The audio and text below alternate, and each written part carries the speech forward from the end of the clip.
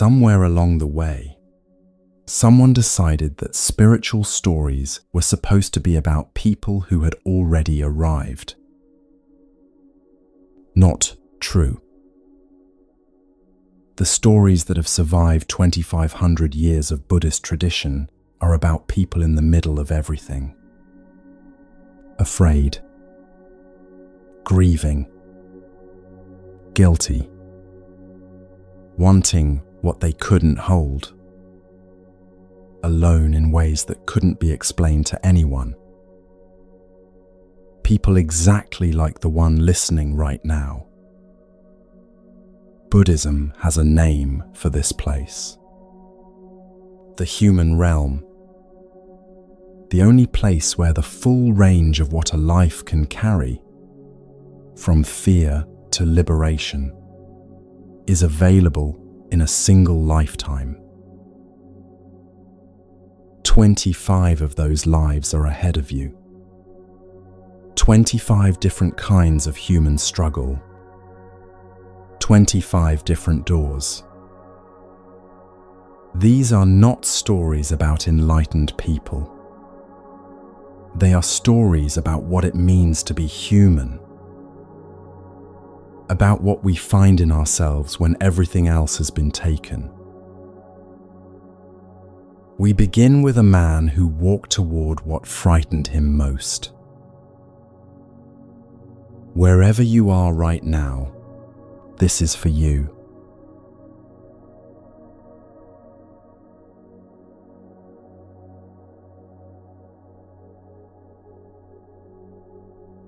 The most frightened man in this story was also the most courageous. He was terrified. He walked toward it anyway. This was before the Buddha became the Buddha. He was still a man with questions that had no answers yet, still carrying the ordinary human weight of not knowing what to do with his life. We recognize this. Most of us live inside this kind of searching for longer than we admit. He had tried everything that seemed reasonable, and he had arrived at something unreasonable, the idea that the way through fear might be through it. He began walking to the places that frightened him most. Charnel grounds where bodies were left after death. Empty forest shrines abandoned in the dark. Places where the air had a weight, where every sound arrived carrying more meaning than it deserved, where the mind lost its grip on the ordinary and slid into something older and less safe. He sat in those places. He made himself still. And he waited for what would arise. Before sitting down each night, he made himself a promise. Whatever posture he was in when fear arrived, standing, sitting, walking, he would hold that posture until the fear had passed. He would stay in it. He would not run. This sounds simple. It is one of the hardest things a human being can do. Our bodies have been running from fear since long before we had words for it. The instruction is written into us at a level deeper than thinking. When fear arrives, move. Get somewhere safer than this. To choose to stay is to go against something very old in us, and to say to the oldest part of ourselves, we can bear this. We are among the creatures who can feel fear and choose something different from running. We can stop. We can ask, what is this, actually? We can sit down in the middle of what frightens us and wait to see what it is. The fear came. Of course it came. A branch moved somewhere in the dark. The silence changed quality, the way it does when it stops being empty and starts feeling full of something unnamed. The mind did what minds always do in the dark. It took almost nothing and built something enormous from it. He felt it arrive in his chest first, then his arms, then the skin. The most ancient part of him rose up and said, "Go." He stayed. The fear grew. He stayed. It reached into every part of him that knew how to explain this away, how to find a reason to leave, how to make the whole thing smaller, and found him still sitting there, still breathing, not gone. And then, with nothing left to feed it, the fear peaked. And it passed. He was still in the same forest, the same darkness, the same sounds, the same man. But something had shifted inside him, something quiet and real, like a door that had been opened and could not be closed again. This is what the early Buddhist teachers understood from this story. Fear is not a wall. Fear is a wave. Like everything that arises in this life, grief, longing, anger, shame, it has a beginning, a middle, and an end. It always ends. Not joy, not pain, not fear. Nothing that arises in this life stays forever. But we can only discover this by staying long enough to watch it pass. When we run, we never see it end.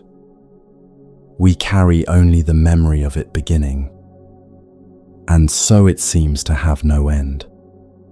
And so it becomes infinite. This is why the running makes fear large. The fear itself does not grow. Our certainty that it will never end does. To stay is to discover the truth in the body, not just the mind. It ends. It always ends. And the knowing of this changes something that cannot be unchanged. The early Buddhist tradition calls this insight. It cannot be given. It can only be lived. He went back to those places, night after night. And each time, the fear returned. And each time, he stayed. And each time, it passed. The forest that had terrified him became, through that repeated practice, something familiar. Familiar the way a difficult truth becomes familiar. We still feel it, but we are no longer afraid of feeling it. We all have our own charnel grounds. Maybe yours is not a forest at night. Maybe it is the quiet of your own home when the distraction runs out and something you have been avoiding is suddenly right there, waiting. A grief that has been following you for years. A fear of what your life might look like if the thing you are hoping for does not come. An aloneness so complete you cannot explain it to anyone else. We run from these things. We run well and we run often. And the running works for a while until it doesn't. Until we are too tired to keep going and we stop and we find that what we feared is still there and smaller than the running made it seem. That discovery is what this story has been holding for 2,500 years. The next person had everything that was supposed to make life work. His story begins on the night it stopped.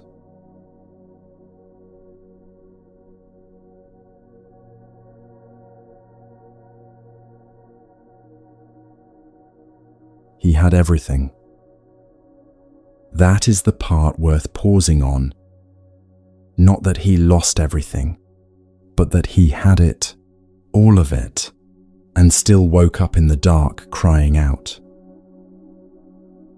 Yasa was the son of a wealthy merchant in the ancient city of Varanasi.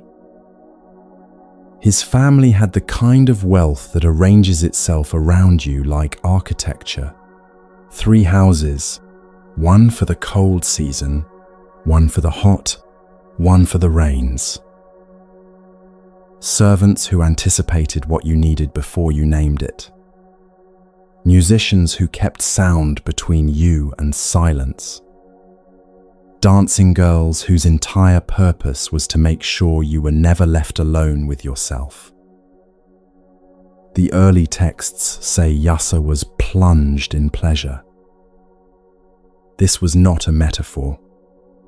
This was a life designed, from the very beginning, to keep everything underneath from getting loud enough to hear. We recognize this design. In every century, it wears different clothes. Keep the screen on, keep the schedule full, keep the next thing arriving before the last thing ends. Yasa had never once had to sit with the question of what he actually wanted, because the wanting had always been answered before it could form. The point is not pleasure. The point is that pleasure keeps something else quiet. One night, Yasa woke. His attendants had fallen asleep around him, scattered across the floor, instruments dropped, mouths open, bodies in disarray. What had looked like beauty had become, in the stillness of that particular hour, something else entirely. The ancient texts compare what he saw to a charnel ground, the place outside the city where bodies were left after death. The comparison is deliberate. A charnel ground is where impermanence becomes impossible to look away from. The body had known this for some time. The mind caught up that night. Yasa looked at what had been beautiful, and for the first time, saw what it actually was. He stood up, walked out of the house, and moved through the dark city calling out in Pali, Ati Dukkha, Ati Bahaya. Beyond suffering, beyond fear. He was not speaking about the dancing girls. He had fallen through the floor of something he could not yet name. The Buddha was awake at Isipatana, the deer park on the edge of the city. He heard footsteps in the dark. He heard the voice. And he called toward it, "Come, Yasa. Here there is neither misery nor fear. Sit down. I will teach you." There is something about being called by your own name in the dark when you did not know anyone was listening. Yasa sat. He listened. The Buddha taught him slowly, first about generosity and the warmth it opens in us, then about virtue, then about the way pleasure arises and passes and what it leaves behind when it goes. When he could see that Yasa's mind had softened, he taught the 4 noble truths. Dukkha, the suffering woven into impermanent things, the arising of that suffering in craving, its ending, the path that makes the ending possible. Yasa listened, and something settled in him. The texts say he attained stream entry on the spot, the first opening of what the early teachers called the path of awakening. At dawn, his father came searching for him. He found the deer park, found the Buddha, sat down and listened. He also attained stream entry. Then Yasa's mother came, and his former wife. Then his 4 friends, Vimala, Subahu, Punaji, Gavampati, one after another, until all of them had sat, and all of them had changed. One night, one man walking out into the dark. An entire world of people pulled into the light behind him. We know this too. We may not be the son of a merchant in ancient Varanasi, surrounded by musicians and dancing girls. But we know what it is to have arranged the life that was supposed to work, to stand in the middle of all of it one night and feel it offering nothing. That moment of hollowness, the early Buddhist teachers tell us, is the beginning of the real search. It is the moment the questions stop being comfortable and start being honest. What Yasa saw in that room was dukkha, the suffering that hides inside everything that cannot last. Pleasure is real. It is also temporary. And in its passing, it leaves a question behind that it was never designed to answer. That question only gets loud when we stop filling the silence. When we go quiet, something can hear us, and it calls us by name. Yasa stopped in the dark, and something came to find him. The next person walked into the dark on purpose.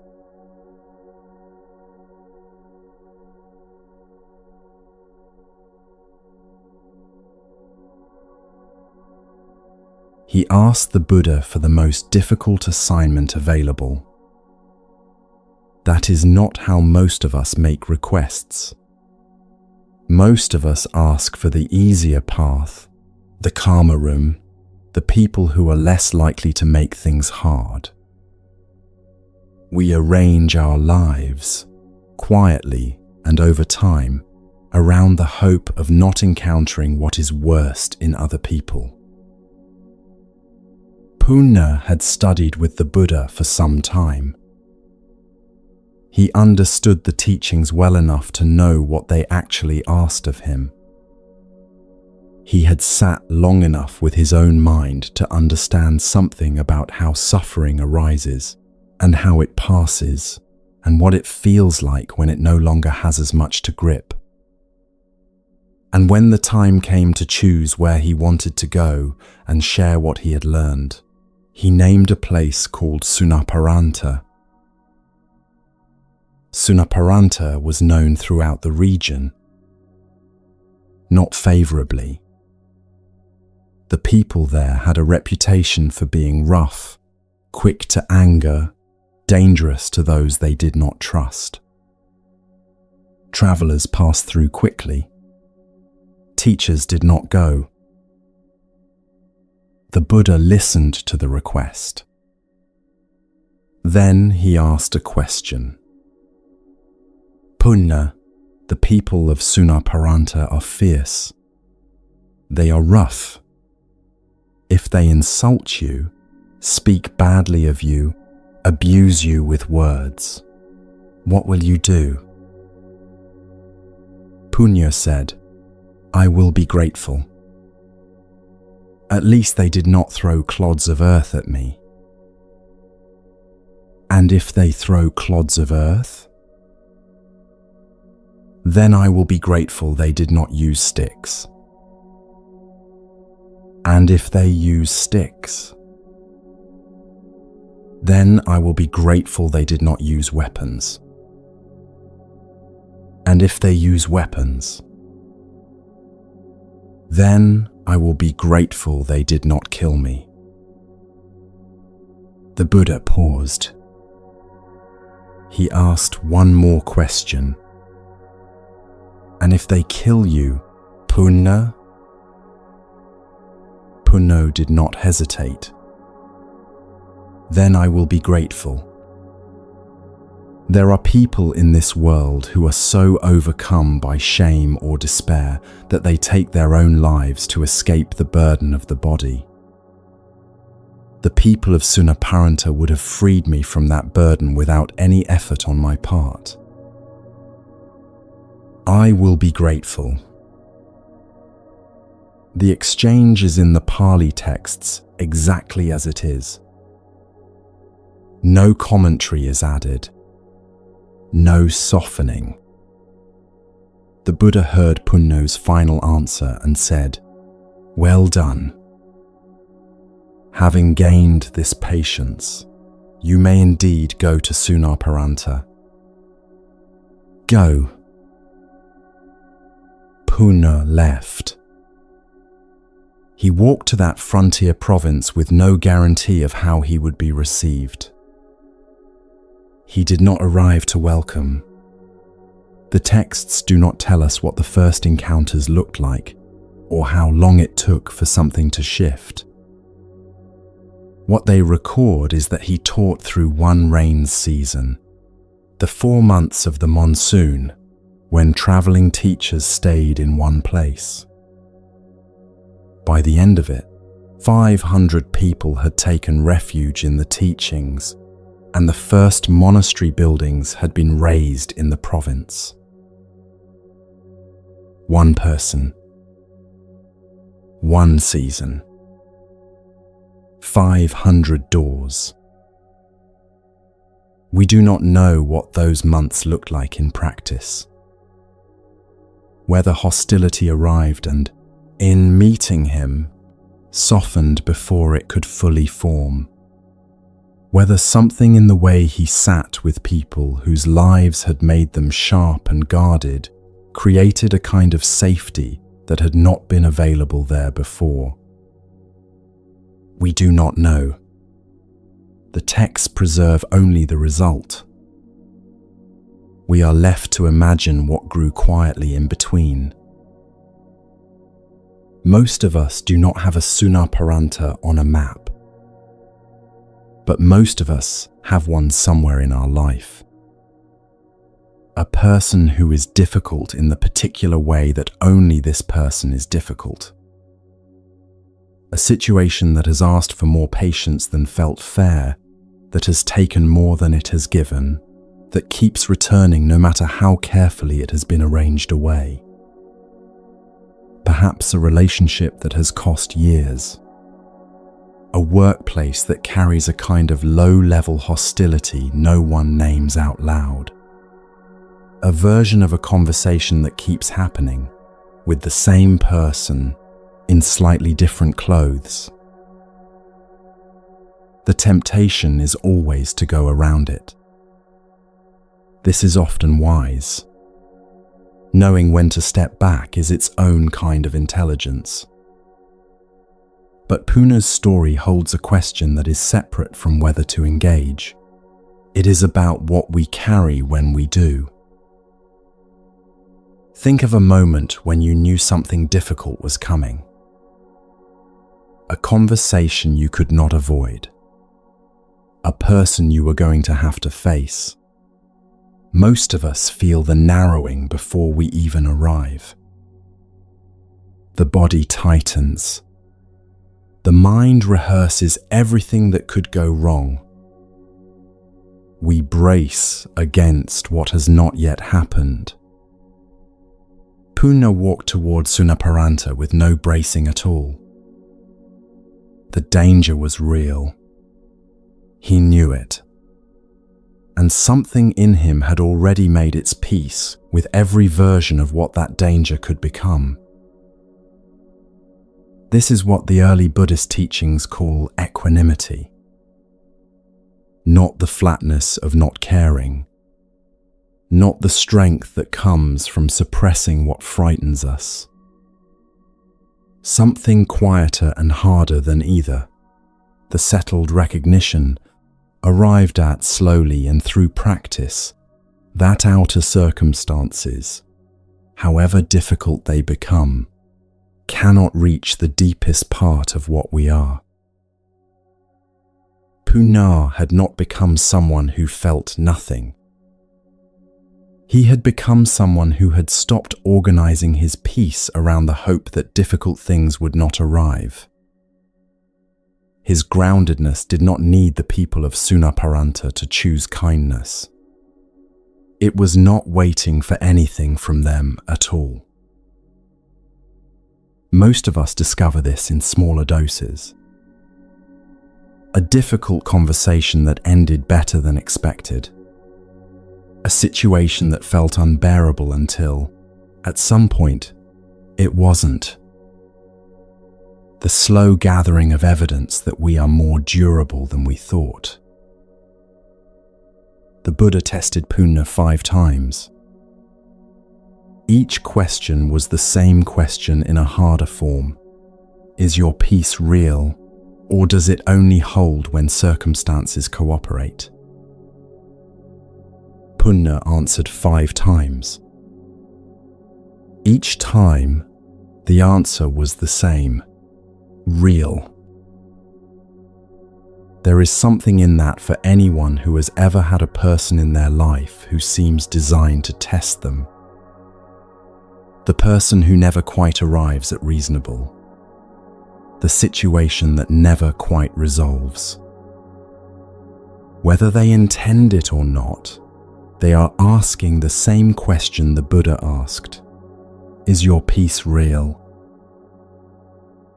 Punna went to Sunaparanta. Not because he was not afraid, because fear had nothing left to take from him.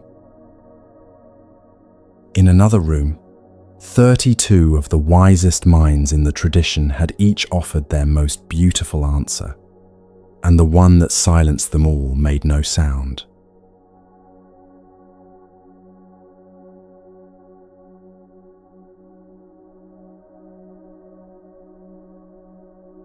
The question had 32 answers. Each one was given by a Bodhisattva, a being who had dedicated their life, and many lives before it, to understanding the nature of the mind and the liberation of others. The gathering had been called to address one of the oldest questions in Buddhist philosophy. What is non-duality? Non-duality is the recognition that the categories we draw between things, between self and other, between suffering and liberation, between the ordinary and the sacred, are constructions, provisional, capable of dissolving under a sustained gaze. That what we call I is porous, shifting, relational. That the distance between ourselves and peace is made of habit. The first Bodhisattva spoke of birth and death. How to see neither arising nor ceasing is to enter this teaching. Another spoke of the I and what it sees. How to hold neither as separate is to live without division. A third spoke of purity and defilement. How when the nature of one is seen as the same as the nature of the other, the distinction dissolves. This continued through 32 voices. Each answer was careful and precise, each one pointing toward the same unreachable thing from a different angle. The room was full of accumulated wisdom, and the wisdom was building, getting closer to something. That was at least how it felt. Then Manjushri spoke. Manjushri is the Bodhisattva of wisdom in the Mahayana tradition. The one who, when wisdom takes a form, takes this one. His answer went one step beyond everything that had come before. To enter non-duality, one must go beyond all words and explanations, beyond all speaking and showing, beyond all questions and answers. Living beyond these is the entry. And then Manjushri turned to Vimalakīrti. Vimalakīrti was not a monk. He was a householder, a layman who lived in the world, with family, with wealth, with all the ordinary difficulty that comes with both, and who happened to understand the teachings with a depth that made many monastics uncomfortable. In a room of 32 accomplished voices, he had been the last to be asked. "We have all spoken, noble sir," Manjushri said.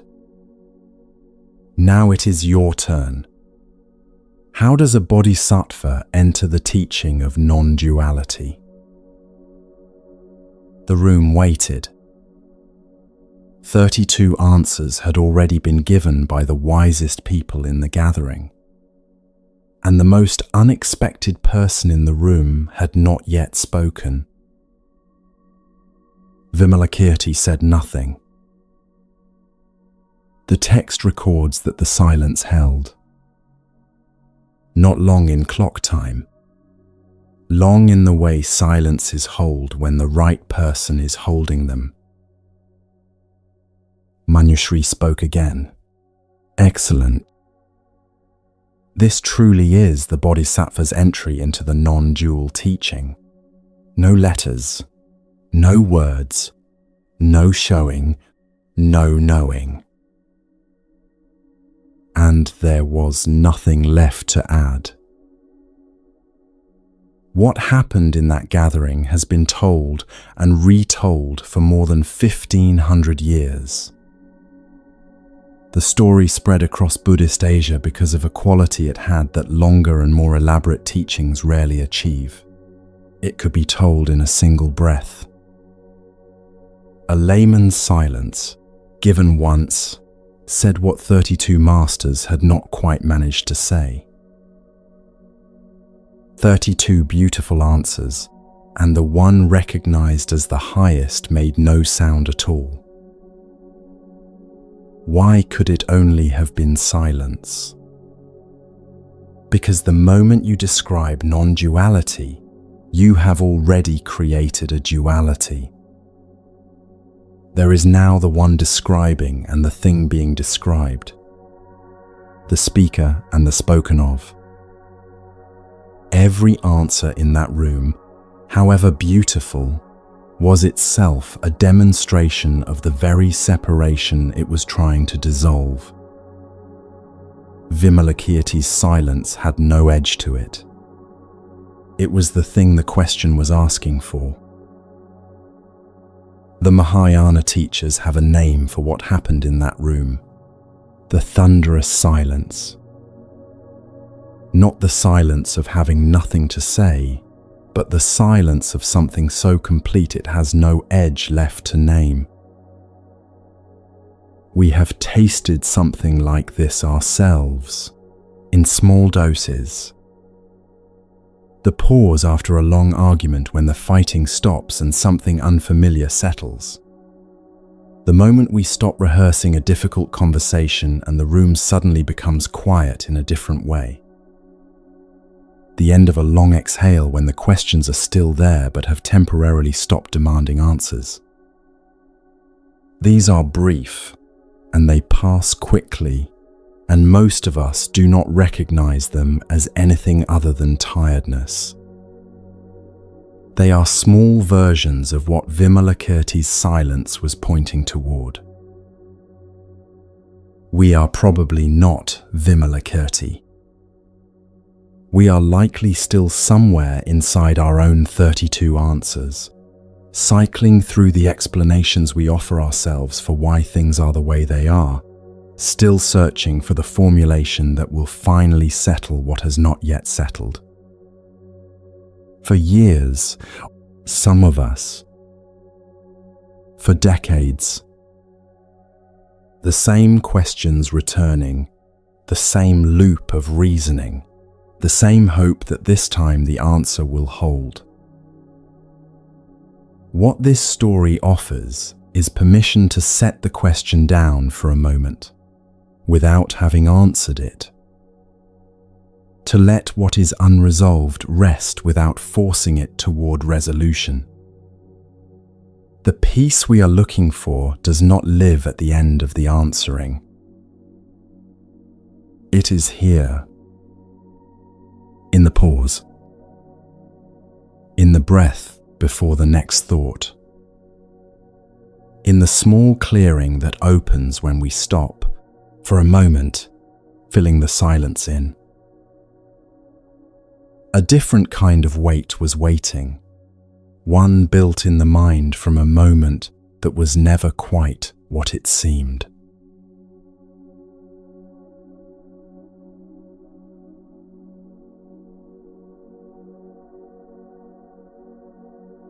They came to the Buddha because a man in the forest would not stop being happy. This requires some explanation. Bodhisatta had been a king. He had worn robes of the finest cotton, eaten from silver bowls, slept in rooms with guarded doors on every side. He had had everything a man of his world could want, and he had given all of it up to ordain as a monk. And now he was living alone in the forest with almost nothing. And from the trees, again and again, the monks kept hearing the same two words. What happiness! Oh, what happiness! They did not know what to make of it at first. But the exclamations kept coming, and as they did, the monks began to assemble a picture. Bodhisatta had been a king. Kings had guards, women's quarters, storerooms full of grain, the right to decide matters of life and death for the people around them. And now here was this same man, alone in a forest clearing with nothing, calling out to the trees. They had seen something like this before, or thought they had. A monk who had come from comfort and talked too much about it. A man who said he was fine and whose face said otherwise. They knew what the sound of longing sounded like, even when the words being used were different ones. Obviously, Bodhisatta was missing his former life. Obviously, this happiness he kept announcing was something else. The sound of a man trying to convince himself he had made the right choice. So they carried their concern across the forest to the Buddha. They did not go in malice. They went because they were certain they had seen something clearly. A monk behaving like this, surely it was a sign of something unresolved. Surely a man fully given over to the training did not make sounds like that. Whatever Bodhisatta was calling happiness, it had a different name. The Buddha sent for Bodhisatta. When Bodhisatta arrived, the Buddha asked him plainly, was it true? Was it true that he walked in the forest saying, "What happiness, oh what happiness"? It was true, Bodhisatta said. And what was in his mind when he said it? Bodhisatta answered without hesitation. When he had been king, there was fear. A fear so constant and familiar that he had forgotten what it felt like to be without it. Guards inside the palace, guards outside, guards at every gate and every staircase and every corridor. And still, underneath all of that protection, an animal watchfulness that never quite slept. He had eaten at tables heavy with food and not tasted it. He had lain in beds of silk and not rested. The women's quarters, the grain, the silver bowls, all of it was beautiful, and all of it had to be defended. And to defend something, you had to know that others wanted it, and knowing that meant the danger was never far. A king with everything is a man who lives inside the knowledge that someone is always coming for it. He had stood inside that knowledge for years without naming it as fear. It was simply the ground he moved across, the texture of every room, the quality of every conversation. And now here he was in the forest, alone, with no guard, no gate, no storehouse, nothing to take, and no one arriving to take it. The fear that had been there since before he could remember was simply gone. Not managed, not pressed below the surface by discipline. Absent. That was what he was thinking of, Bodhisatta said, when he said, "What happiness?" The monks had walked across the forest carrying something that had never existed. They had arrived at their picture of Bodhisatta, the grieving former king, the monk who had not quite made the crossing, before they had asked him a single question. Each new exclamation from the trees had been fed into an image already forming, and the image had felt like understanding. It had felt like perception, like simply seeing what was there. But what was there, in that clearing, was a man standing in the actual fact of his own freedom. He had no idea he was being watched and assembled into a story. He was standing in the early morning with no guards and no trembling, saying the only thing that was true. The mind does this quietly and continuously. It fills the spaces between what it knows with what it has seen before. A laughter that does not quite fit must be hiding something.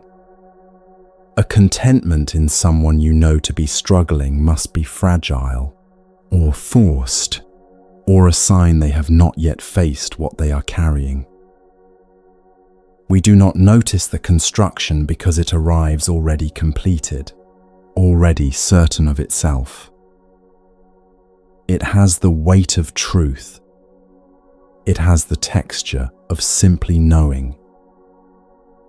But the monks walked for some time through the forest carrying it, and when they set it down in front of the Buddha, it dissolved in the space of one short conversation. He had put it all down the moment he entered the forest. What the monks carried to the Buddha, Bodhisatta had never once picked up. There may be someone in your life whose happiness you have been watching with concern, whose ease seems impossible given what you know of their situation. The picture of what they must really be feeling is probably already assembled.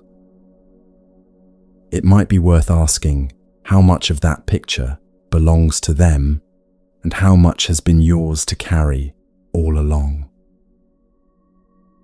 Some carry something through their whole life and find the door to setting it down only at the very end.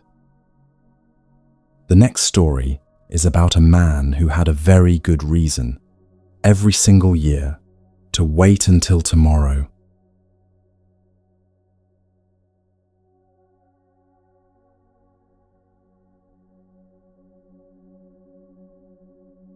The first time Dhananjani truly had nothing else to do was when he was dying.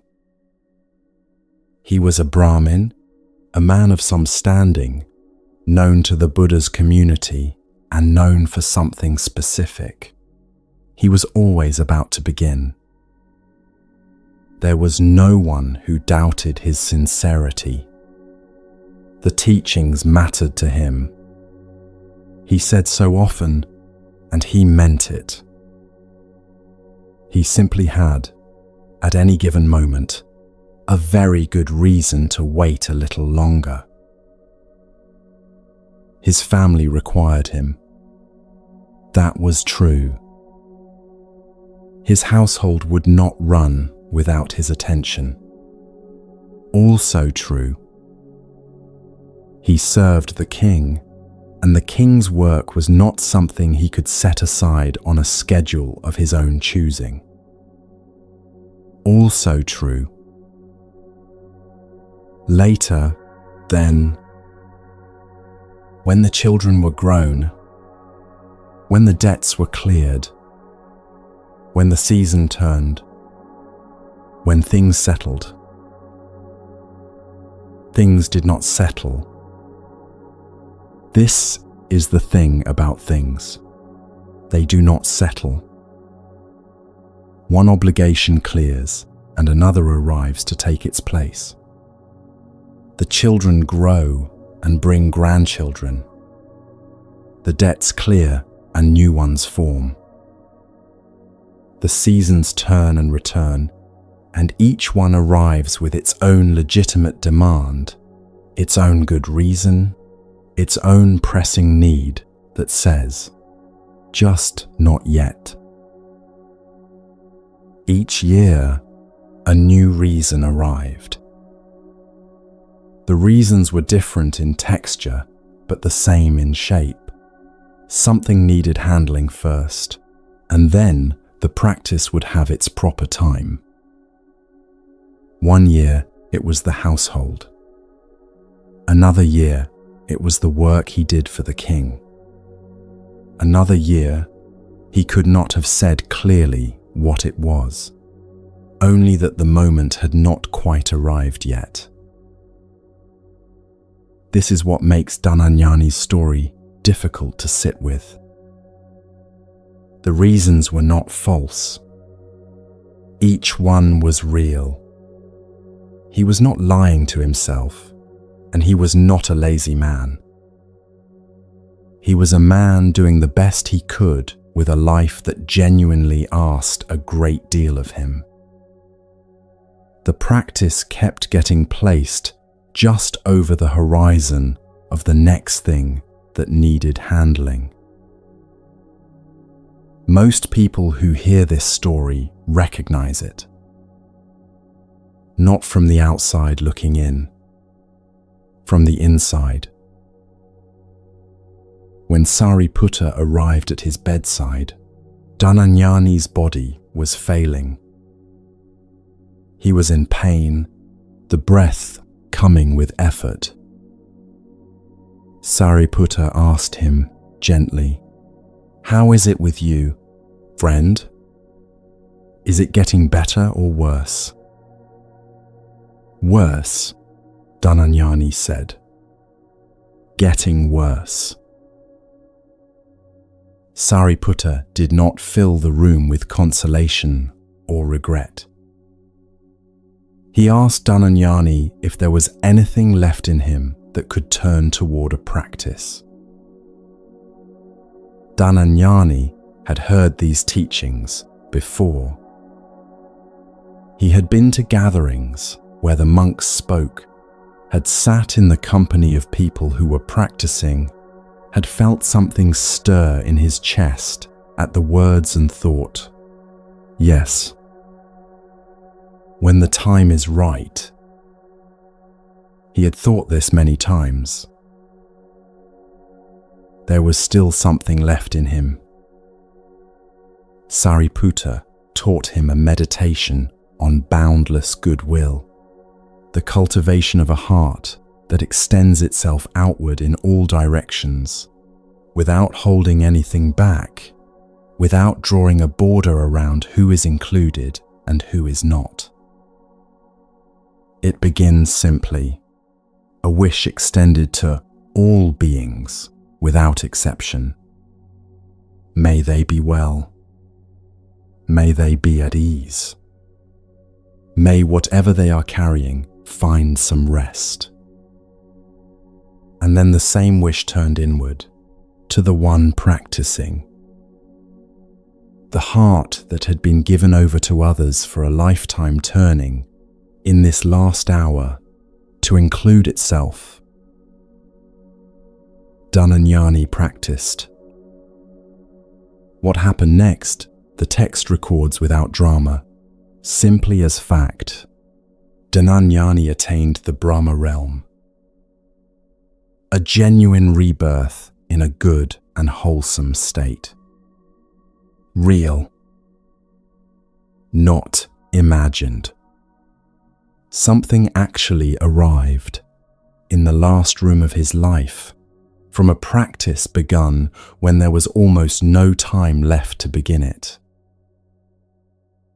Later, the Buddha would tell Sariputta that he could have led Dhananyani further.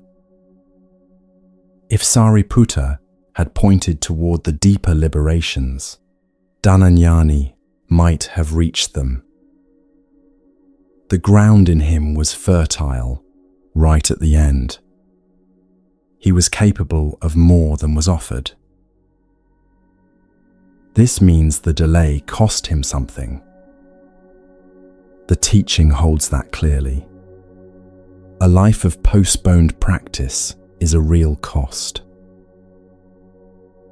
But the door was not closed. This is what the story has carried across 2,500 years. The door was not closed. In the final hours, with the breath already difficult, something opened. The last thing Dhananyani did before he died was practice for the first time. And it was enough to open a door. There is a reason this story has stayed. It is the story most people do not want to find themselves inside, and recognize immediately the moment they hear it.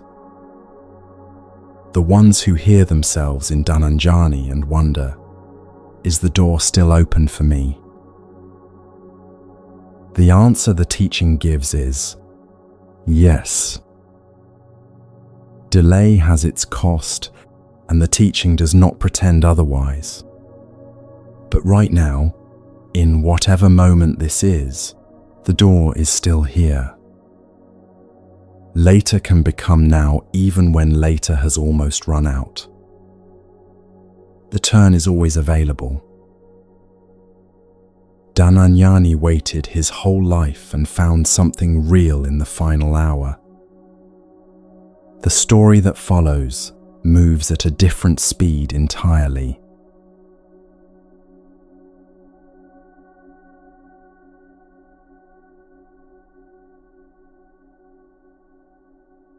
He had nothing to give. He gave everything he had. He was a young boy playing in the street the way children play, without reason, without plan, fully inside the moment. His attention was on the game, on the ground, on nothing particular. He was just a child in the dirt of an ordinary morning. And then the Buddha appeared at the end of the road. He came in the way of alms round, walking the quiet, deliberate walk of someone who has nowhere to be except exactly here, monks behind him, the morning carrying that particular stillness before it warms. The boy looked up. Something happened inside him before thought could arrive to name it. A wanting, sudden and complete. He wanted to give something.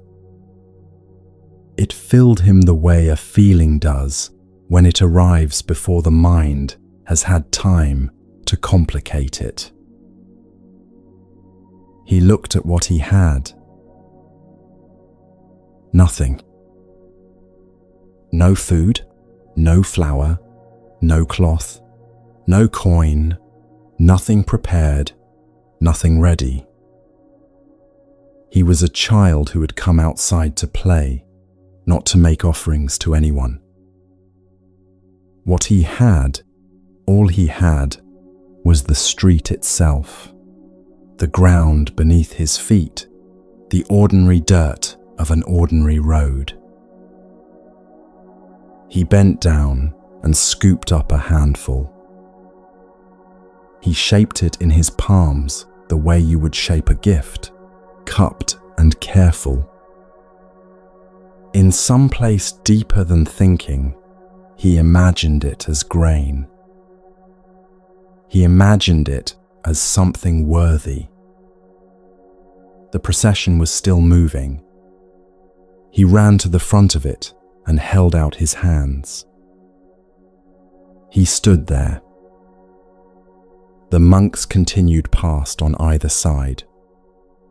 He held the dirt in cupped palms and waited to see if anyone would stop. He was not sure if this was foolish. He thought it might be. He did it anyway.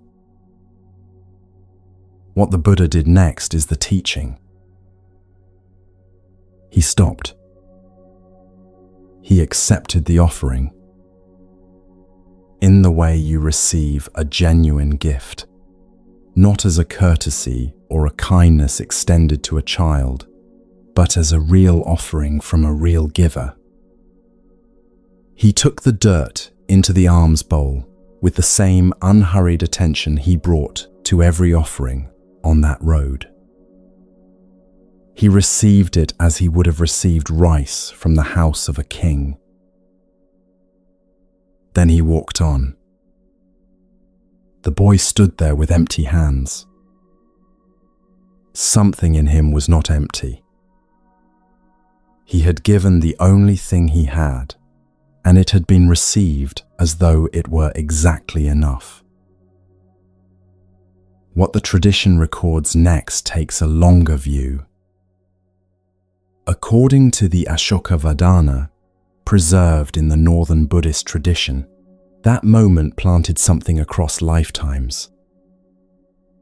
The boy's intention, the wholeness of it, the purity of the wanting to give before the question of what to give even arose, entered the stream of causes that eventually brought him back as Ashoka.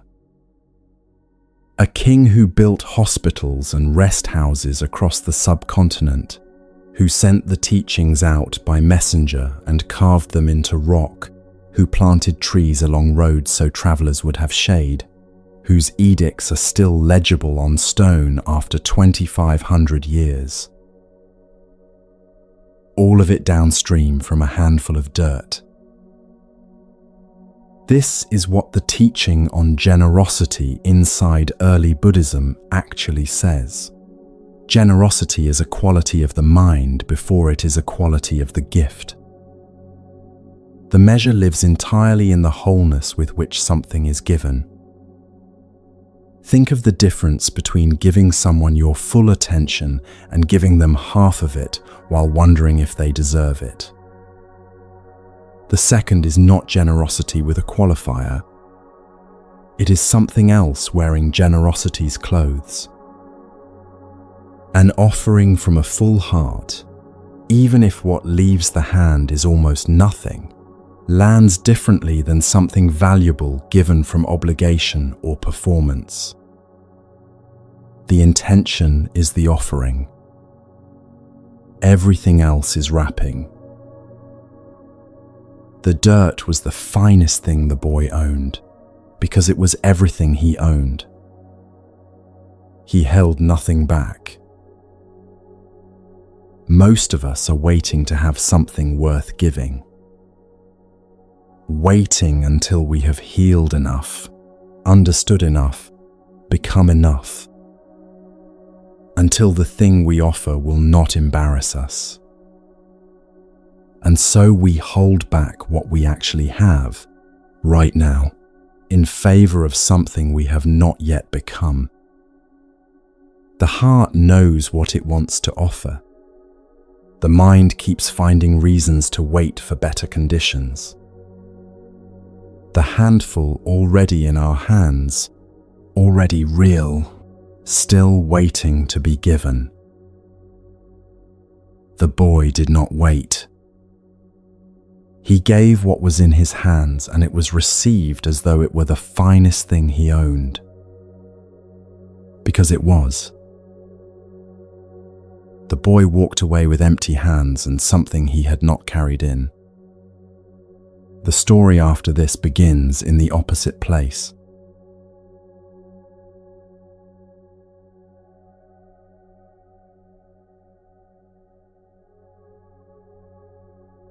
Milarepa killed 35 people through sorcery at a wedding feast. He became Tibet's greatest saint. The path between those two facts is the subject of this story, and it is not a short distance. It is not a comfortable one. It matters who he was before the story found him. His father died when Milarepa was a child, and his uncle and aunt took what was not theirs: the land, the house, the livestock, everything his father had accumulated. His mother and he were given nothing. They were reduced to working as servants on the land that had once been theirs. His mother worked and got barely enough to eat. Milarepa watched her become smaller, year by year, under the weight of what had been taken. She burned with it for years. That burning was what she eventually passed to him, a child who had lost his father, then his inheritance, and was now being handed his mother's rage as the thing to carry forward. When Milarepa was old enough, she sent him to learn magic. Not to protect himself, to destroy the people who had destroyed them. He was good at it. He found a teacher of the dark arts. He studied and practiced and learned to call down hail that flattened crops and to send what the tradition calls harmful forces into gatherings of people. At his uncle's son's wedding feast, he used what he had learned. 35 people died. He returned home. His mother was satisfied. Milarepa was not. What arrived in him in the days after was the full recognition of what he had done. Not guilt in the ordinary sense of the word, something closer to the ground than guilt. The 35 faces kept returning. The celebration he had walked into. What the feast must have been like before he arrived, and what it became. He had done exactly what he had been sent to do. He could not live inside that. He needed a teacher. Someone who could work with what he had become. He found Marpa. Marpa the translator was a tantric master who had travelled twice to India to bring back the deepest teachings of his lineage. He was not known for gentleness, when Milarepa came to him and told him everything. The sorcery, the deaths, the 35 people at the wedding feast. Marpa did not turn him away. He put him to work. Build a tower of stone on the hillside. Milarepa built it. Tear it down and put the stones back where they came from. Milarepa did. Build another, a different shape, on a different part of the hill. Milarepa built it. Tear it down. Each time the tower came down, Milarepa carried the same stones back up the hill. The same stones, in a different arrangement, on a different part of the slope. No explanation from Marpa. No teaching in exchange for the labor. Just the instruction and the expectation that it would be followed. This went on for years. His back and hands were broken by the carrying of stone. And each time Milarepa came to Marpa asking for the teaching he had been promised, Marpa refused. You are not ready. Go back to the hill. Milarepa asked Marpa's wife, Dagmama, to plead for him. She did, with real feeling. Marpa refused. He asked other students to intercede. Marpa turned him away each time. Not yet. The other students received teachings. Milarepa carried stones and watched. There came a night when he could not go on. Years of labor, years of being refused, years of watching others receive what he could not have. And underneath all of it, the weight of what he had done, the 35 faces, the wedding feast. He broke. Completely. The tradition describes this as the moment when a person has stopped trying to deserve the teaching and simply does not know how to continue. Marpa came to him. He embraced him. And he told him what the years of towers had actually been. The only path Marpa knew through the karma Milarepa had created. The hardships had been the burning. What remained, after all of it, was a man who had nothing left to defend. The transmission, when it finally came, arrived into someone so emptied out that there was nothing left to misunderstand it. Marpa gave him everything he had carried back from India. Milarepa went into the mountains after that. Caves, alone, extreme cold, almost no food. His skin turned green from the nettles he ate to survive. He sang, he meditated, he stayed in the cold and let the practice do what it does when there is nothing left standing in its way. His songs became the 100,000 songs of Milarepa, a collection so stripped of performance, so direct in its instruction, that practitioners have carried it for 900 years into the hardest nights of their lives. Students came from across Tibet to sit at the feet of a man who had been, by any reckoning, the worst person in any room he had ever entered. They found a man who was thin, who smelled of cave and cold, who laughed easily and sang them songs about the nature of the mind. And they sat in the cold beside him and felt something they had not expected to feel. This is not a story about the past being undone. Milarepa did not forget what he had done. The 35 people did not come back. The karma had real weight, and it cost him real years to move through it.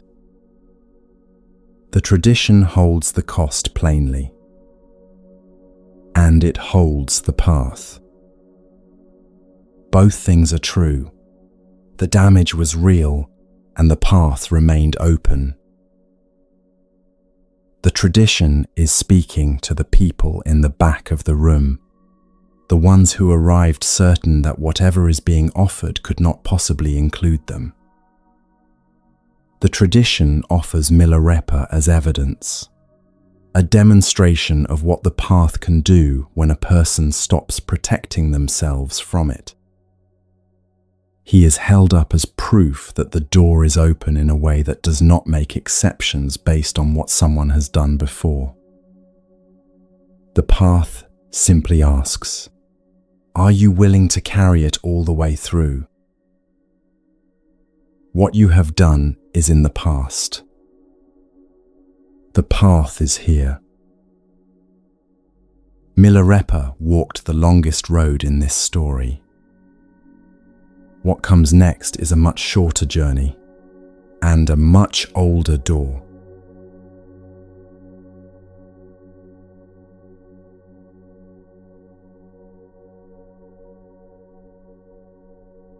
He pressed himself against the wall. He had been doing it his whole life. Sunita worked as a refuse collector in the city, the most lowly occupation in a society that organized itself by occupation and kept careful track of who belonged where. He collected the things people left behind after use and carried them to the edge of the city where they could be left further behind. Day after day, a small life at the margins of a large one. When someone of higher standing came down the road, Sunita stepped aside. He pressed himself against the wall, bent his head, and made himself as invisible as he could. He was not invisible. He was just not seen. This was the shape of his world, and he did not have a name for it because when something has always been true, it does not feel like a condition. It feels like the floor. One morning, Sunita was on the road with his basket when the Buddha and his monks came walking toward him.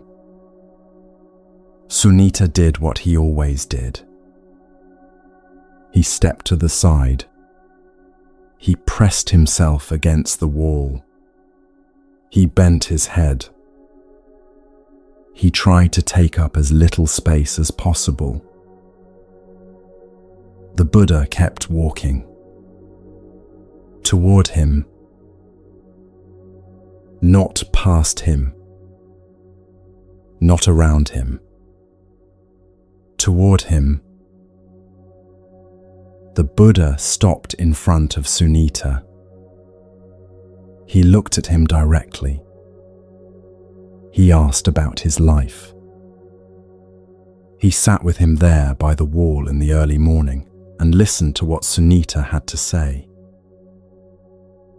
What we have in the Theragatha, the collected verses of the elder monks of the Pali Canon, is Sunita's own stanza, composed in old age to describe his life. He says this: he was of very low birth. He was poor. There was no work lower than his. And the enlightened one came to him. He says it with the quality of someone who has had years to sit with the improbability of it and still finds it improbable. The Buddha taught him and ordained him. Sunita practiced? The tradition says he practiced with the specific quality of dedication that comes from receiving something you were absolutely certain was reserved for someone else. He had been trained by a lifetime of experience to expect nothing. And then something arrived that his entire world had said was not for him. He held it the way a person holds something they cannot quite believe they are holding. He practiced with complete attention, the attention of someone who knows exactly how improbable it is that they are there at all, receiving this, and does not take a single breath of it for granted. The gratitude that comes from that kind of surprise does not fade quickly.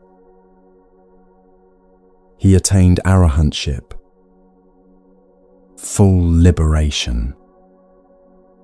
The tradition records this without qualification.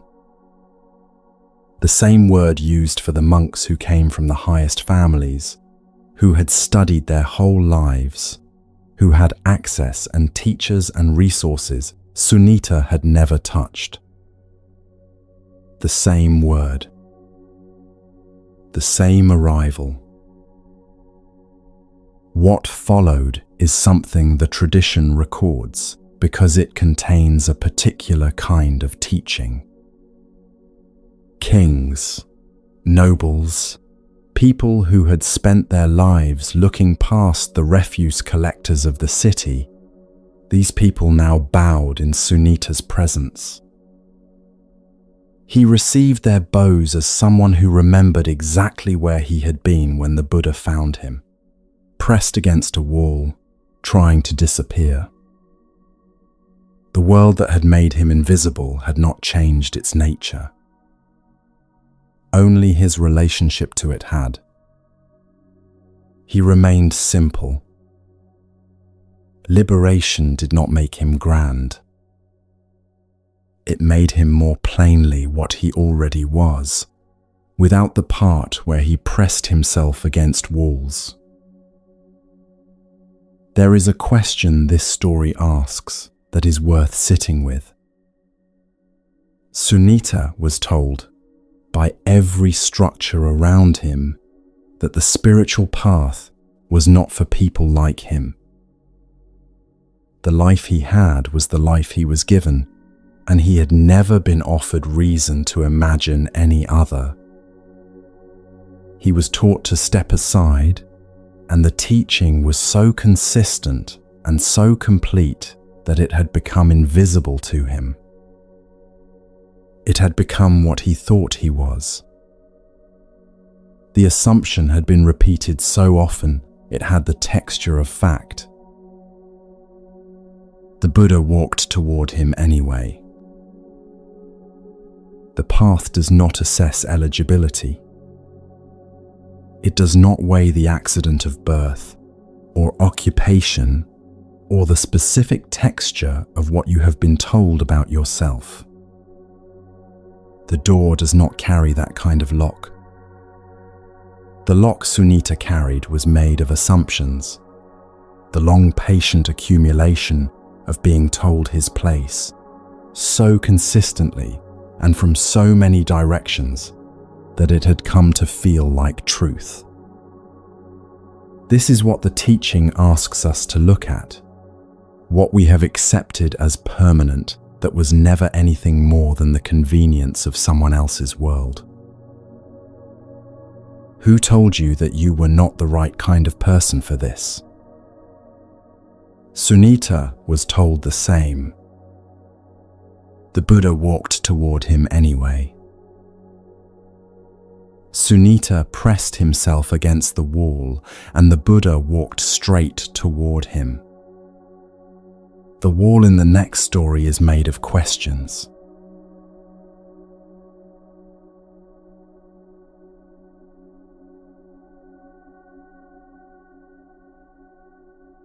Is the universe eternal?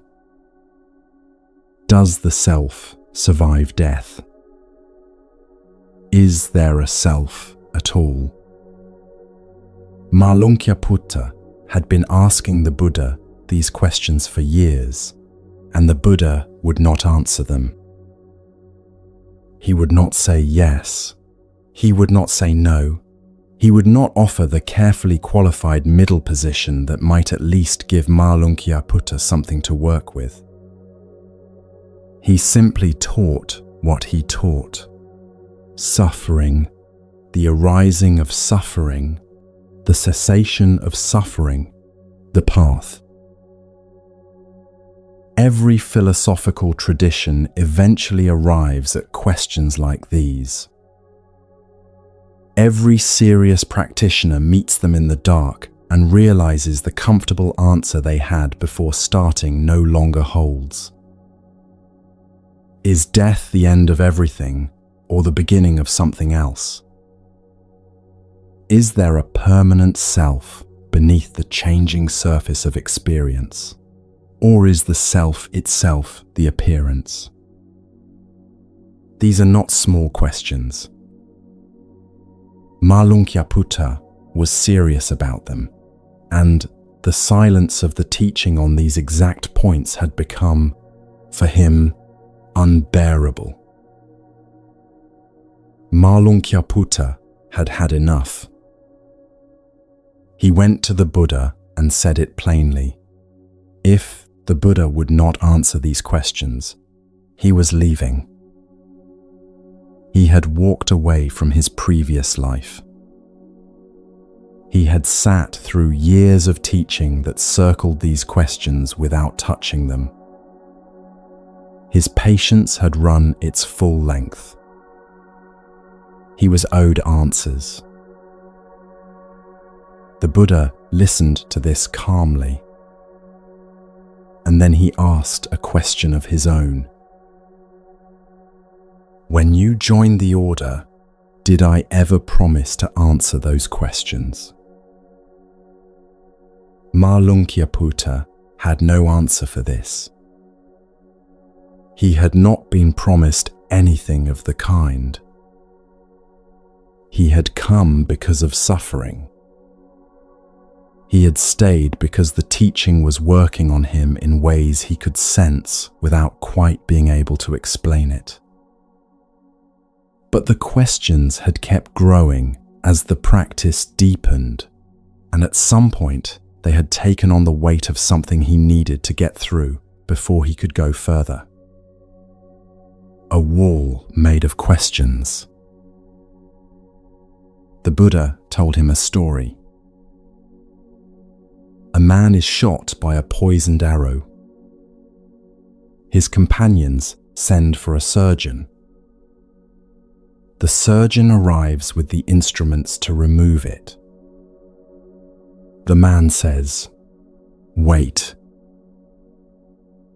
Before you remove it, I need to know the name of the archer, his caste, his height and build, the color of his eyes.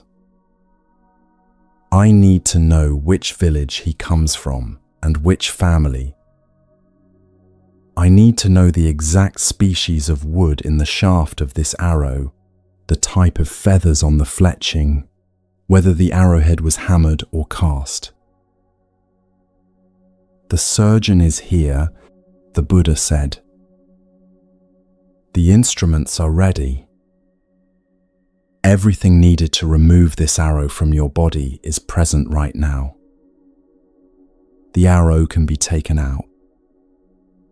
And the man is asking about the fletching. He paused. That man would die, Vimalakīrti, and those things would still be unknown. The poison was not going to wait while the inventory of metaphysical questions was completed.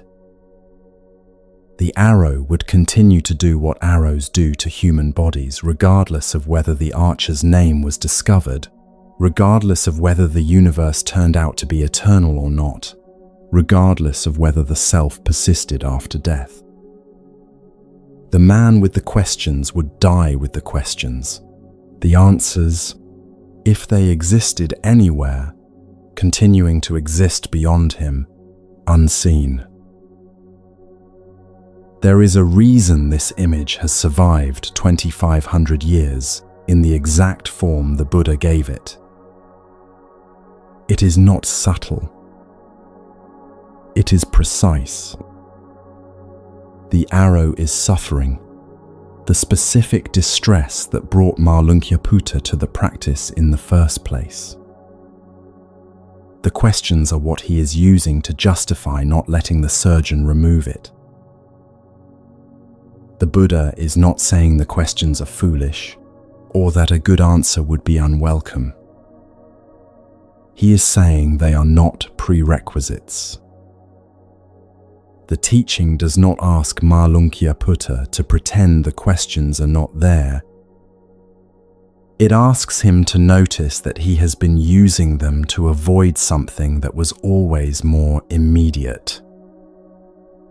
The path does not require their resolution before it can be walked. The certainty you are waiting for is not what opens the door. What would it feel like to set the questions down? Not permanently, not as giving up. Just for the length of this breath, to let them rest beside you instead of standing in front of you. Most of the distress the arrow is causing has nothing to do with these questions. It predates them. It will be there whether or not the questions are ever answered.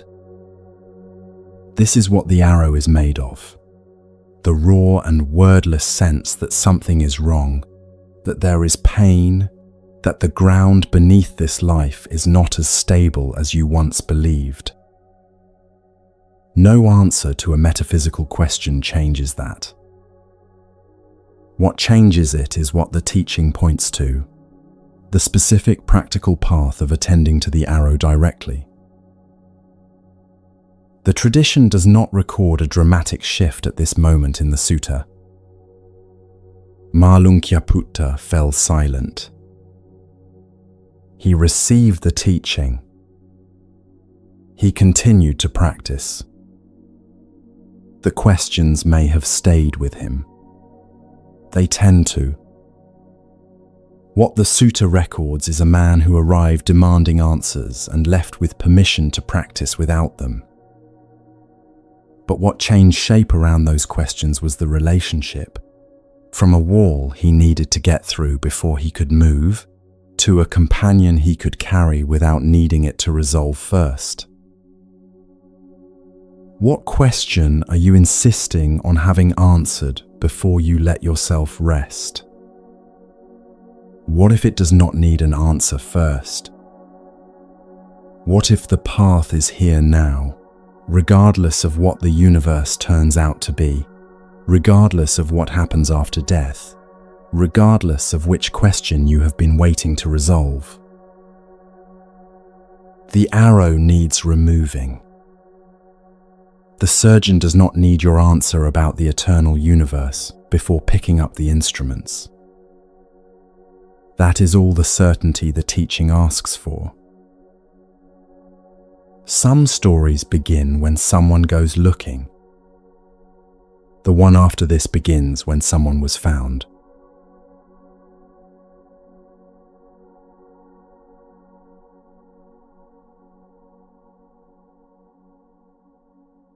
Before dawn, a servant looked into a rubbish heap and found something still breathing.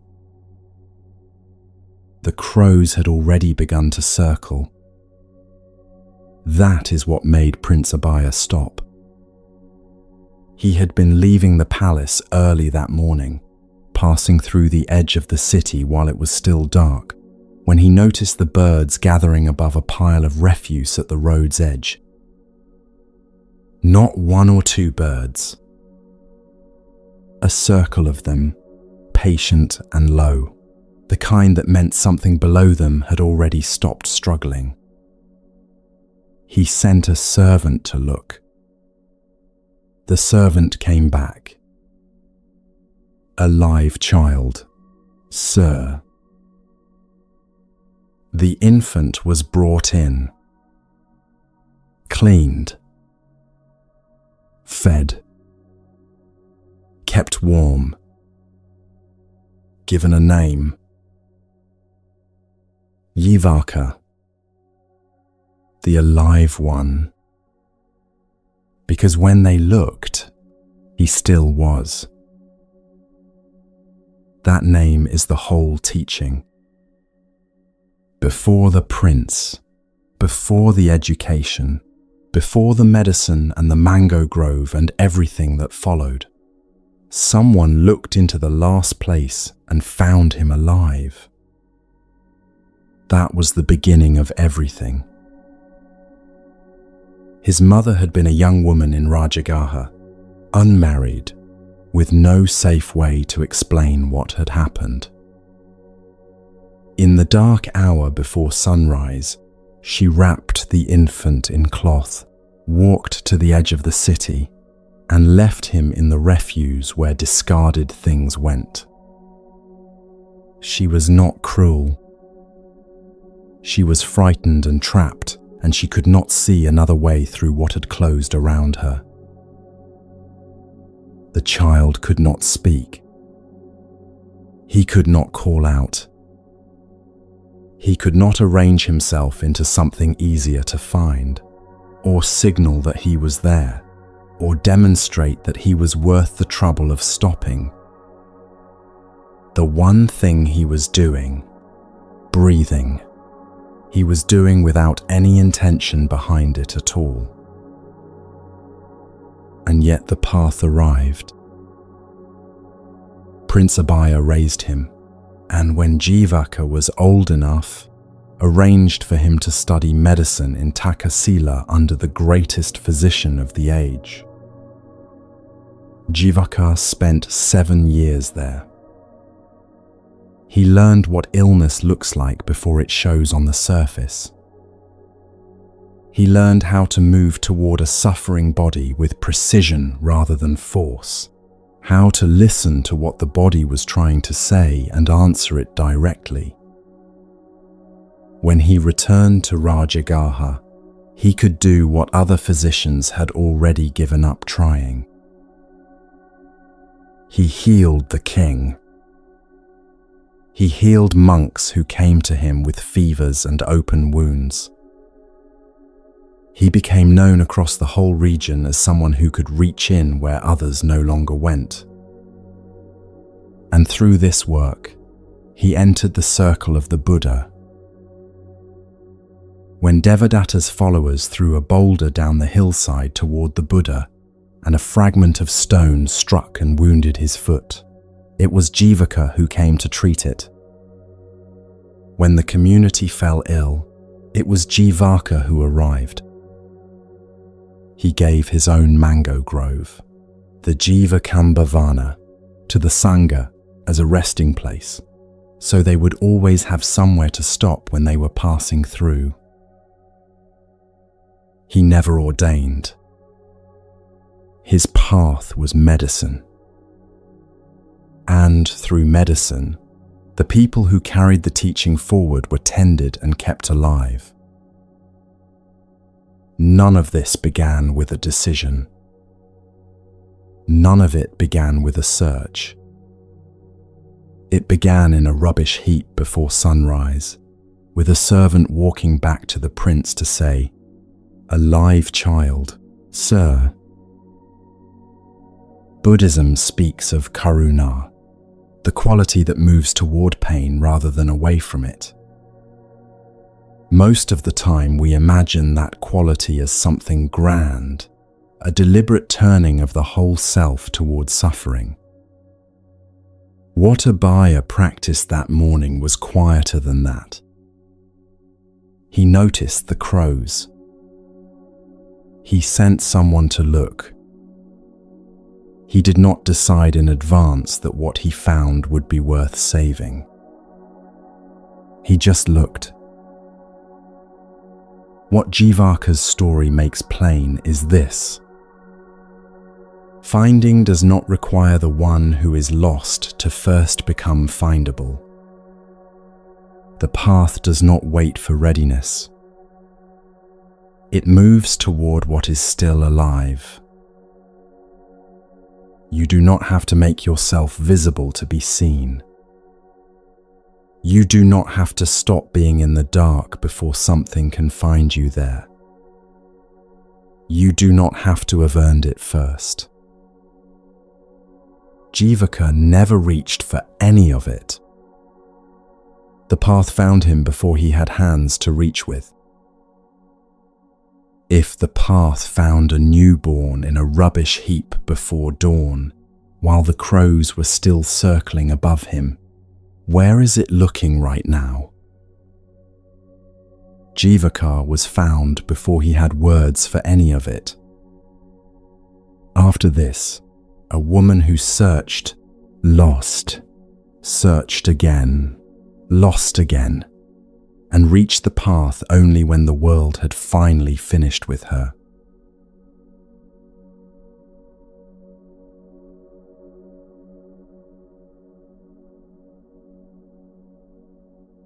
The man she loved was on death row. She had him freed.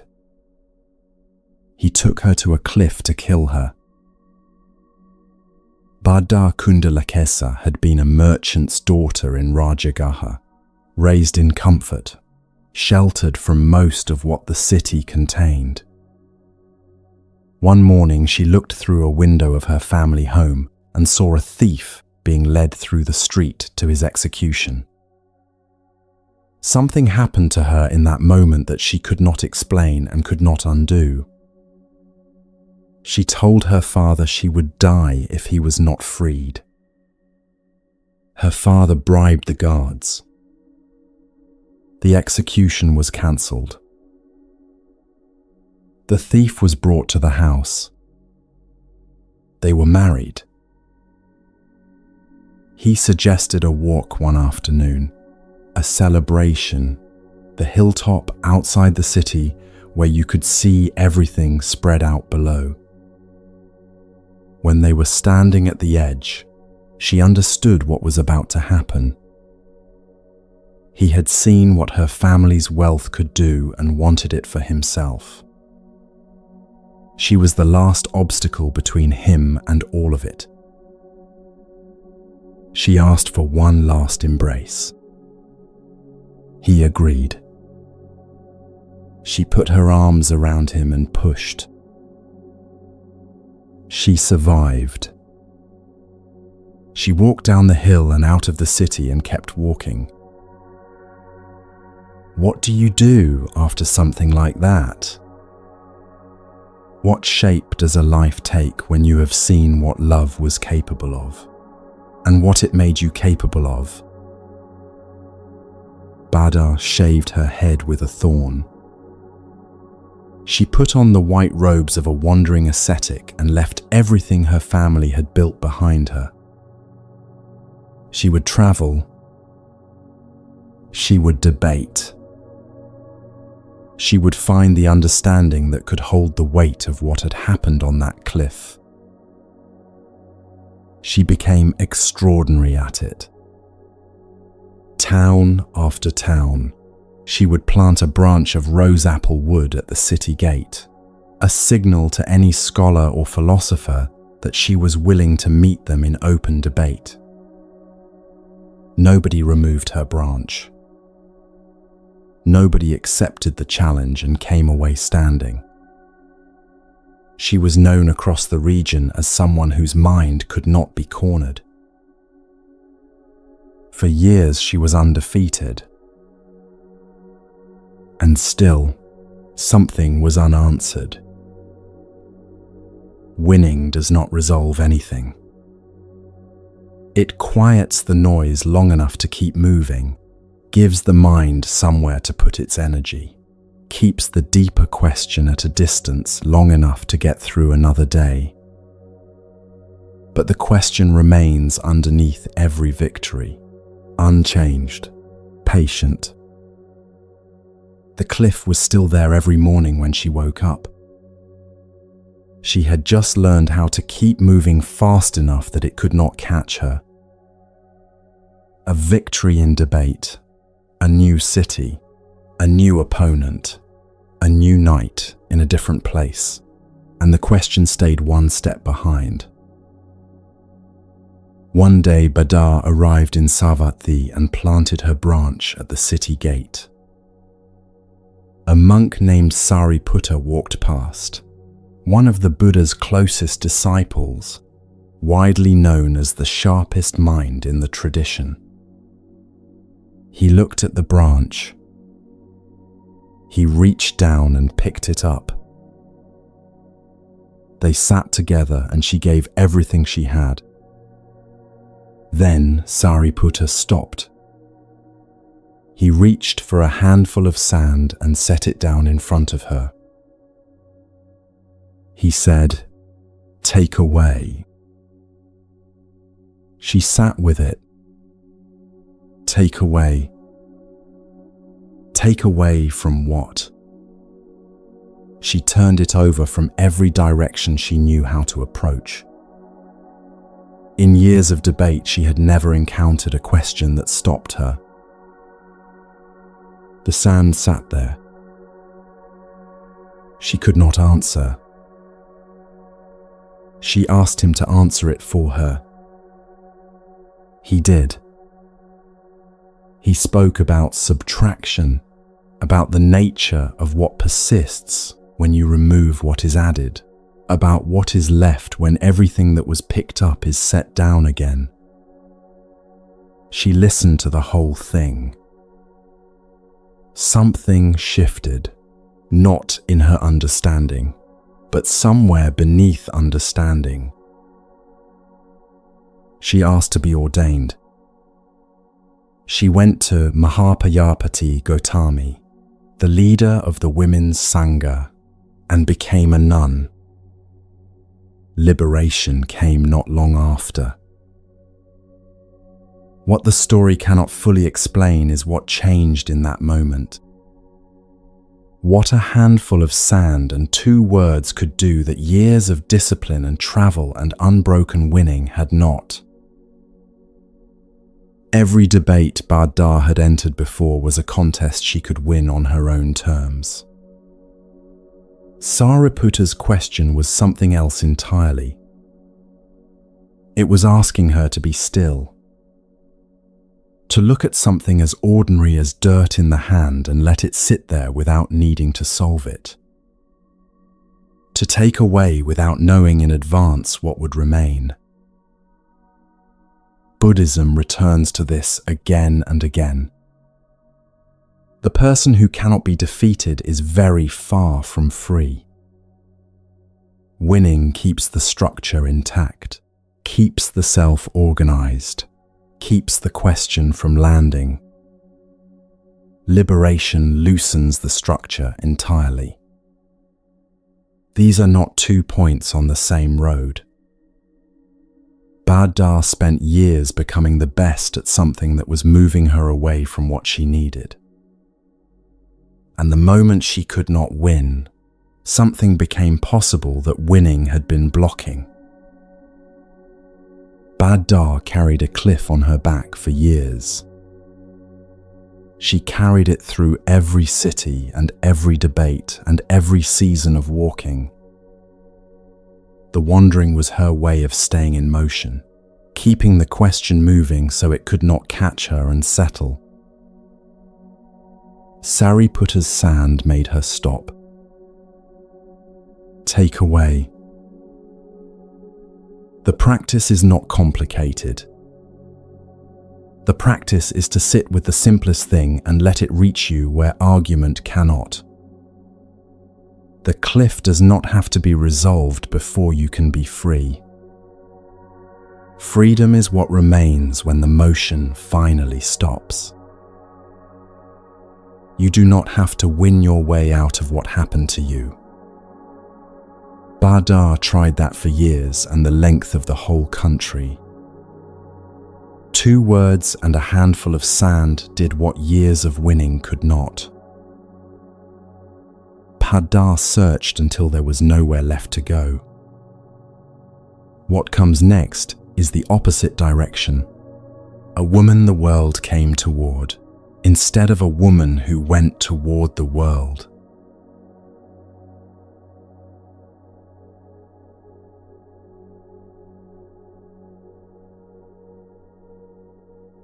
Everyone came to Ambapali. She had been the most celebrated courtesan in Vesali for as long as anyone could remember. Kings sent word. Nobles competed for her time. The Lichavi princes who governed the city, a powerful ruling council not accustomed to being told to wait, waited.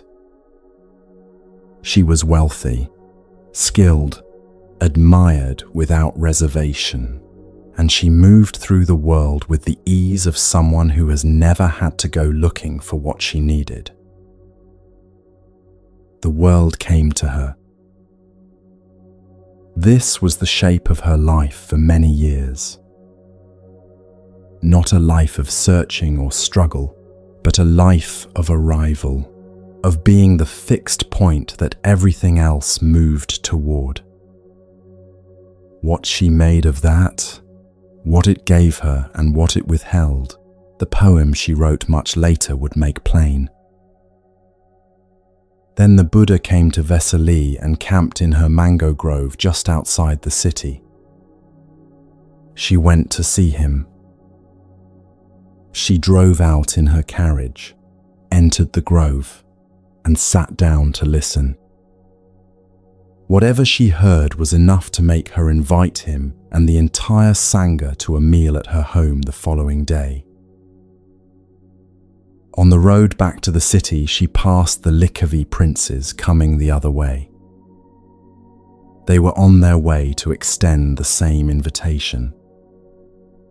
They looked at her carriage and understood from her expression that she had already given it. They offered her a very large sum to hand the invitation over to them. She told them no. They snapped their fingers and said she had beaten them and drove on. She went home and prepared the meal. The next morning, she fed the Buddha and the Sangha herself.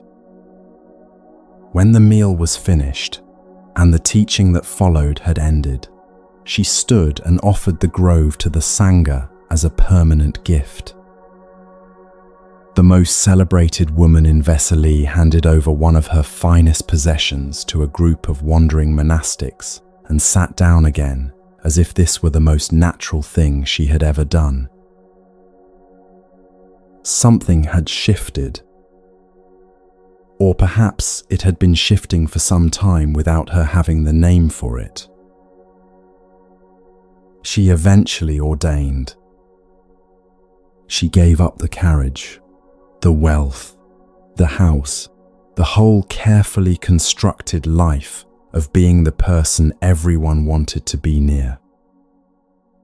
In the practice, she found what all the years of being sought and admired and desired had pointed toward without quite being able to give. Her poem in the Therigatha is one of the most striking pieces of writing in the whole Pali Canon. It is an inventory. She goes through her own body, part by part, describing what each was in youth and what it has become in age. She does not rush. She does not look away. Her hair, she says, was once dark and fragrant, like a swarm of bees settling over a flower.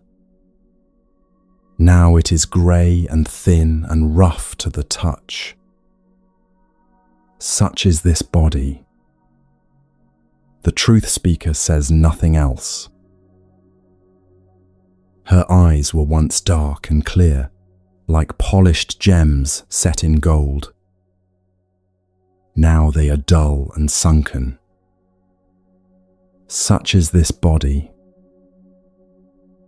Her skin was once smooth, like a drum freshly stretched.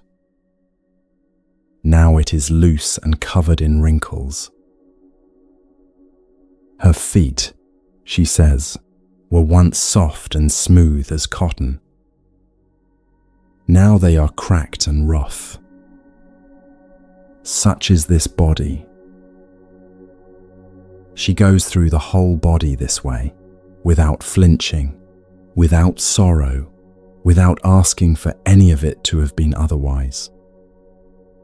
Each verse ends the same way. Such is this body. The truth speaker says nothing else. The truth speaker is the body itself. This is what makes the poem so difficult to read quickly and so easy to carry afterward. She is not performing acceptance. She is not telling herself a comforting story about impermanence to soften the loss. She is simply describing what she sees, with the same precision and attention she must once have brought to adorning herself. The care that went into being beautiful is now going into watching beauty pass. The quality of attention is the same. What it is directed at has changed. And underneath the inventory, something is completely steady. What Amberpali's poem teaches is something that sounds straightforward and takes a long time to fully hear. The thing that made her famous, her beauty, her particular quality of being sought and desired, was always a passing condition of something that was never passing. It arose. It lasted for a time. It faded. And the awareness that watched it arise and persist and fade is still present, still here, unchanged. That was always the real thing. This is the quiet at the center of the poem. If a woman who was once the most desired person in her world can describe her own aging body without sorrow, it is because she has found something that does not age. Something that was there before the beauty arrived and is here now that it has gone. The beauty was a condition. The awareness was never one. Most of us spend years trying to stabilize what cannot be stabilized, holding on to a version of ourselves that the body itself is already quietly letting go. We fight the release, or we look away from it, or we stay very busy so we do not have to see it happening. Amberpali looked directly at it. She sat with what she saw and described it clearly. And the poem she left behind is what that kind of honesty sounds like from the inside. Her mango grove is long gone. The city of Vesali is gone. The beauty she describes verse by verse, so precisely, so completely, is gone too. And the awareness that watched it all, held it all, released it all without grasping, that is what remains in these verses, still speaking. Amberpali grew lighter as beauty itself became the teacher. The next story is the mirror image, a man who had all the knowledge and still could not be free, until the night he finally stopped reaching for it.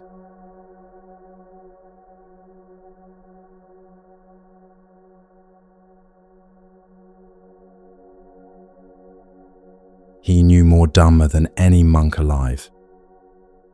He had not yet attained liberation.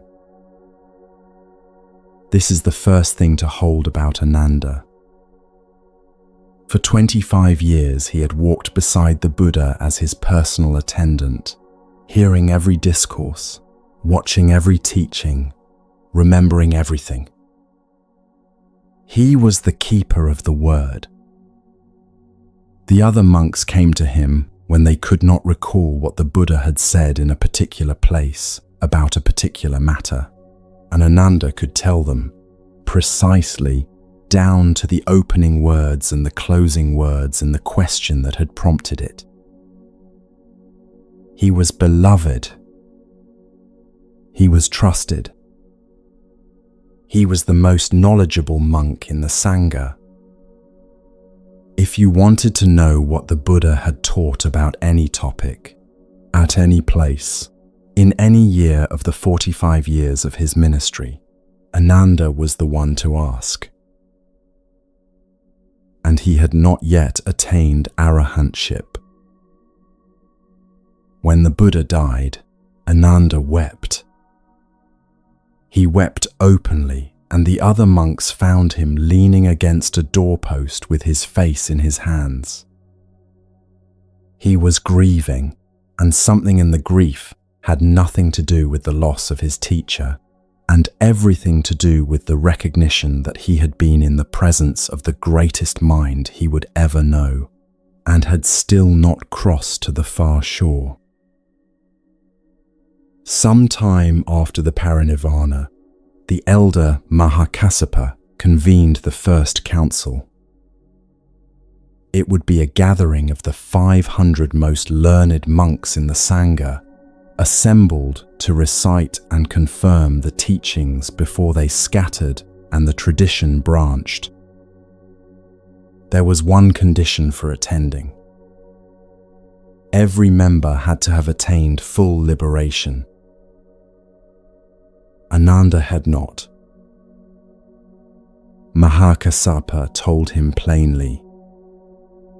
He was the guardian of the suttas, the one person whose presence at the council was essential above all others, and he had not yet attained what every other member had attained. He had one night.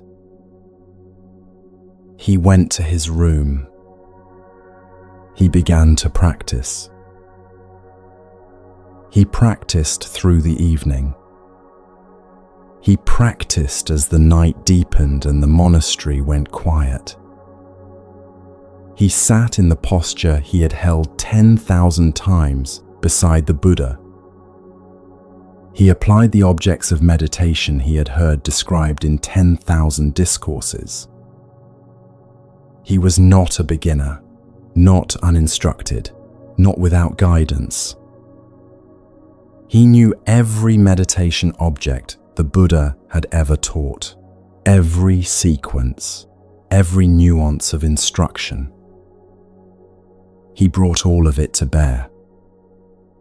He worked with intensity and care, and 25 years of everything he had learned walking beside the teacher. The night went on. Near dawn, he had not yet attained. He decided to rest. Not to give up the practice, not to abandon the effort, simply to lay the body down for a moment and allow it to be horizontal. He moved from sitting toward lying down. His head had not yet touched the mat. In that movement, in the space between deciding to lie down and the moment of contact, suspended between two postures and fully inhabiting neither, Ananda attained arahantship. He had been upright and practicing all night and had not broken through. In the instant of releasing the effort, before his head had even reached the pillow, liberation arrived. He walked into the first council already free. What does this story say about effort? What does it say that the most knowledgeable monk in the Sangha, the man who could recite any discourse from memory, who had heard every teaching the Buddha ever gave, needed to stop practicing before practice could complete itself? Buddhism does not teach that effort is worthless. Ananda practiced for 25 years. The night before the council, he practiced with everything he had. None of that was wasted. All of it was necessary. It was also not sufficient on its own. What was missing was the release. This is a distinction that is easy to say and takes most people a long time to feel the difference between. Effort and gripping are not the same thing. Practice and straining are not the same thing. You can practice steadily and lightly, the way a skilled carpenter moves a plane across wood, with pressure that is consistent and even and never forced. Or you can grip the tool so hard your knuckles go white and the wood tears rather than smooths. The effort to attain can itself become an obstacle. A mind straining forward, gripping the practice, driving itself toward a destination, creates a kind of tension that liberation cannot move through. It is like holding the breath very tightly, convinced that not breathing is the path to breathing more deeply. The grip blocks what the grip is reaching for. Ananda did not give up. He simply redirected. He made the ordinary human decision to rest, and in that loosening of the grip, the thing he had been reaching for arrived. The specific image is worth sitting with. Not standing, not lying down. Between the two. Suspended in the transition. Neither fully in effort nor fully in rest. In the exact space where one posture was ending and another had not yet begun, there it was. There is something here for anyone who has been trying very hard for a long time. The trying matters. The years matter. But when the trying becomes a grinding, when practice turns into urgent straining toward arrival, Ananda's story is an invitation to notice the grip and ease it slightly. To allow the effort to become lighter without abandoning the direction. Liberation does not arrive when we chase it harder. It arrives in the space the chasing opens when it finally loosens. Not the space of giving up. The space of letting the practice be lighter than the urgency we've been bringing to it. Ananda needed to stop reaching before what he was reaching for could arrive. What follows goes the other way. Someone with nothing to credential them, who saw what the trained eye missed.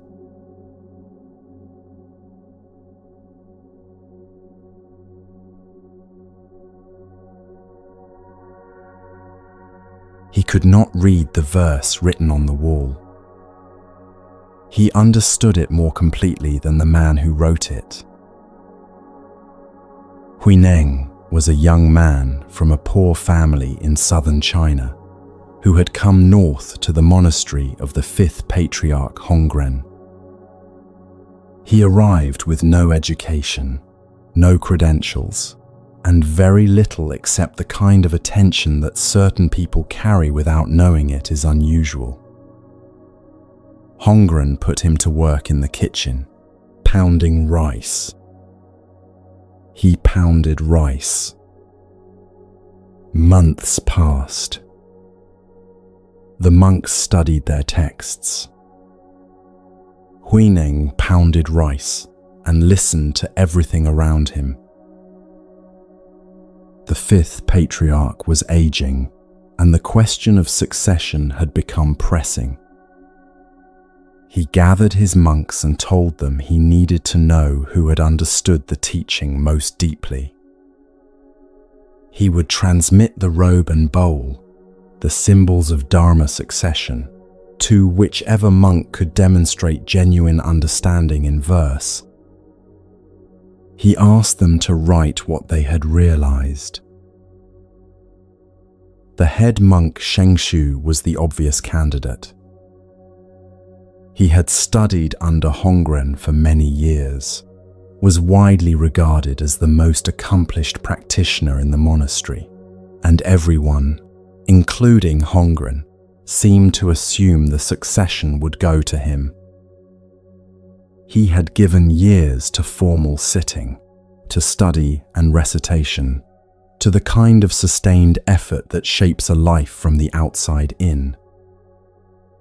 The other monks did not bother writing verses of their own. In the middle of the night, Shengshu went to the corridor wall and wrote his verse where it could be seen by all. When the monks found it the next morning, they were moved. Hongren praised it publicly. Shengshu had written, "The mind is like a bright mirror on a stand. It must be polished constantly. Let no dust settle on it.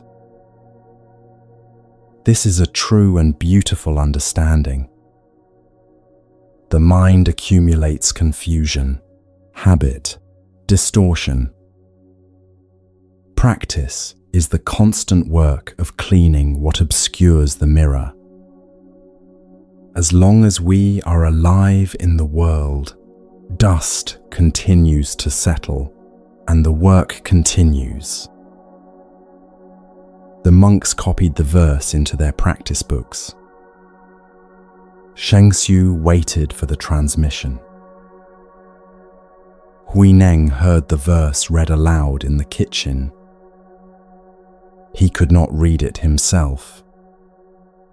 He stood with his rice pestle and listened, and something in him responded to the verse the way a tuning fork responds to the note it was made for. Not in full agreement, but in recognition of what the verse was pointing at and what it had not quite reached. He asked one of the monks to take him to the corridor wall. He asked the monk to write his response beside Shengshu's verse. The monk wrote what Huineng dictated. Originally, there is not a single thing. Where would dust alight? When Hongren read the verse, he walked past it without expression. He rubbed it out with his sandal. He said aloud that it showed no understanding. That night, he went to the kitchen. He tapped 3 times on the rice mortar with his staff. Huineng understood the signal. He came in the middle of the night, when the monastery was deep in sleep, to Hongren's room. The 5th patriarch transmitted the teaching to him directly and gave him the robe and bowl, the sign of succession. Then he told Huineng to leave the monastery immediately and go south, for his own safety. There were those who would not accept the kitchen worker as successor and might try to take what had been given. Huineng left before dawn, carrying the robe and bowl south through the mountains before the monastery woke. What did Hongren see in those 2 verses? Shengshu understood the path. His verse describes what sincere practice actually looks like, and it has guided practitioners for over 1,000 years. Most people arrive at Shengshu's understanding first, and it is the right place to arrive. The mirror must be polished. Dust does settle. The effort is real. Huineng saw something beneath the path. His verse does not argue with Sheng Xiu's. It goes under it. If the original nature of the mind is pure awareness, not a surface, not something that accumulates, not a thing at all, then the mirror is a concept we have placed over something that cannot be touched by dust. The goal of practice is not to build a cleaner mirror. It is to recognize that the mirror was never what we are. The kitchen worker pounding rice already had it. The years of study had not given Sheng Xiu something Huineng lacked, because what was being sought could not be accumulated. It could only be recognized. And it was already present in the person who had nothing to unlearn. Most of us spend our lives adding knowledge, adding practice, adding credentials, adding the right vocabulary and the right references and the right teachers. Huineng had added none of it. He pounded rice. And in the space the adding had not filled, the recognition arrived. You reach a teaching and think, there must be something more to learn, something not yet understood, not yet sat with long enough. And the sitting is real. The practice is real. What the sitting is pointing toward, though, does not have to be built up piece by piece. It is already here, present, unaccumulated, waiting to be recognized. Where would dust alight? If you already are the awareness that was looking for itself, where is the dust? What is there to accumulate? What has to be polished before you can see what you have always been? The robe and bowl were in the kitchen worker's hands before anyone in the monastery understood what had happened. Wisdom had arrived in the person no one was watching. It came quietly, and it left before dawn, and it has been teaching from that kitchen ever since. Wisdom has no address, no degree, no pedigree. The stories that follow enter different ground, and the first of them begins with darkness demanding entry.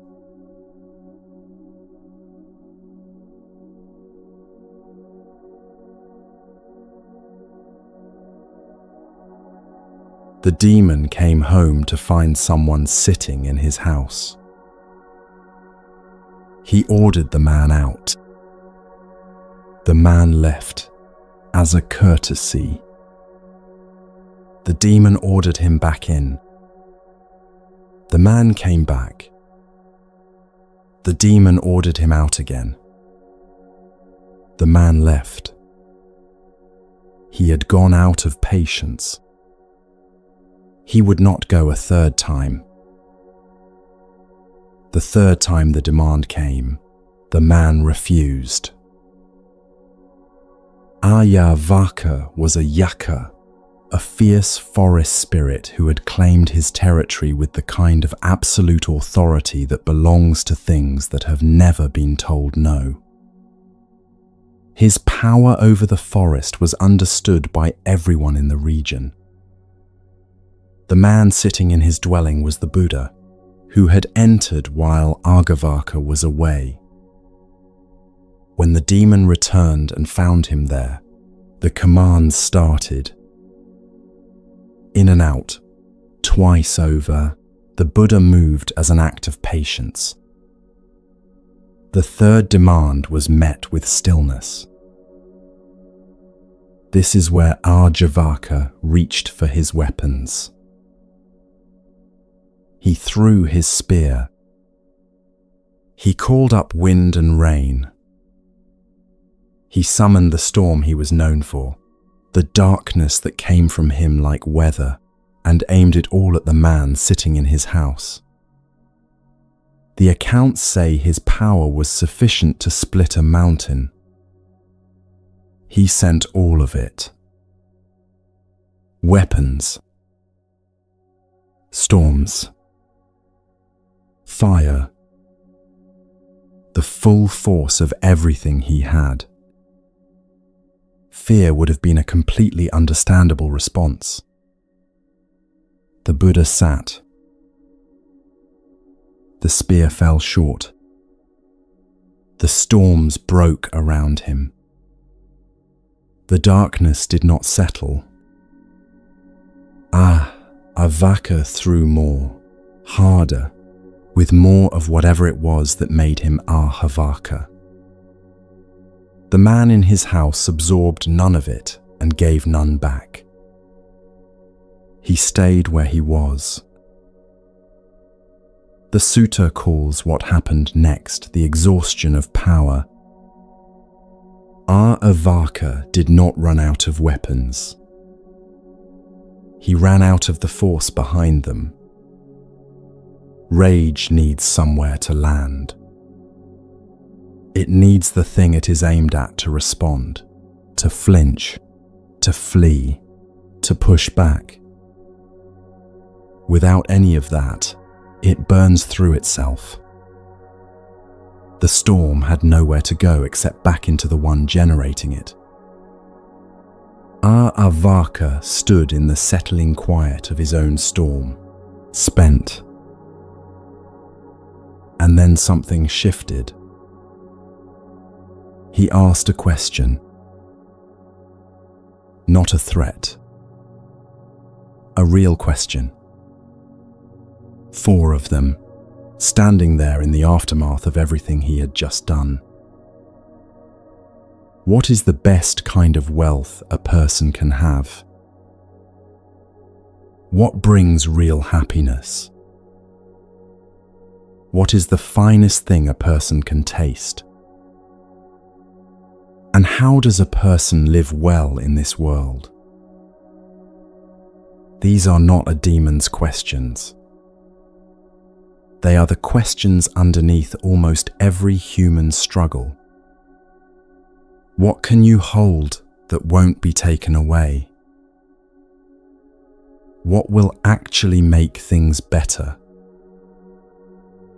What is worth trusting?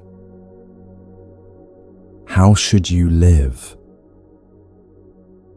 Avaka had to exhaust every weapon he owned before he could ask them quietly.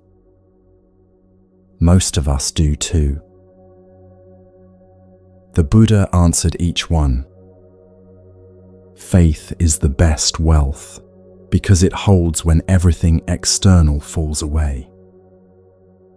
Dhamma, practiced sincerely, brings real happiness, because it aligns how we live with what is actually true.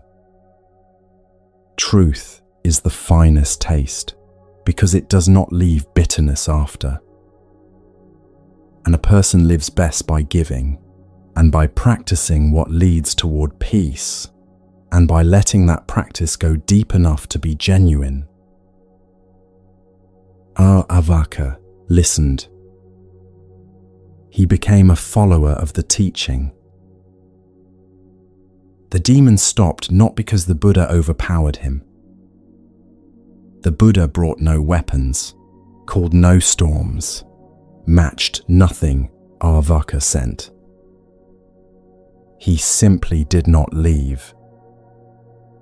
What Ahavaka discovered is what rage always discovers when it cannot get a response, that sustaining it takes more energy than the target does. The storm was never really about the Buddha.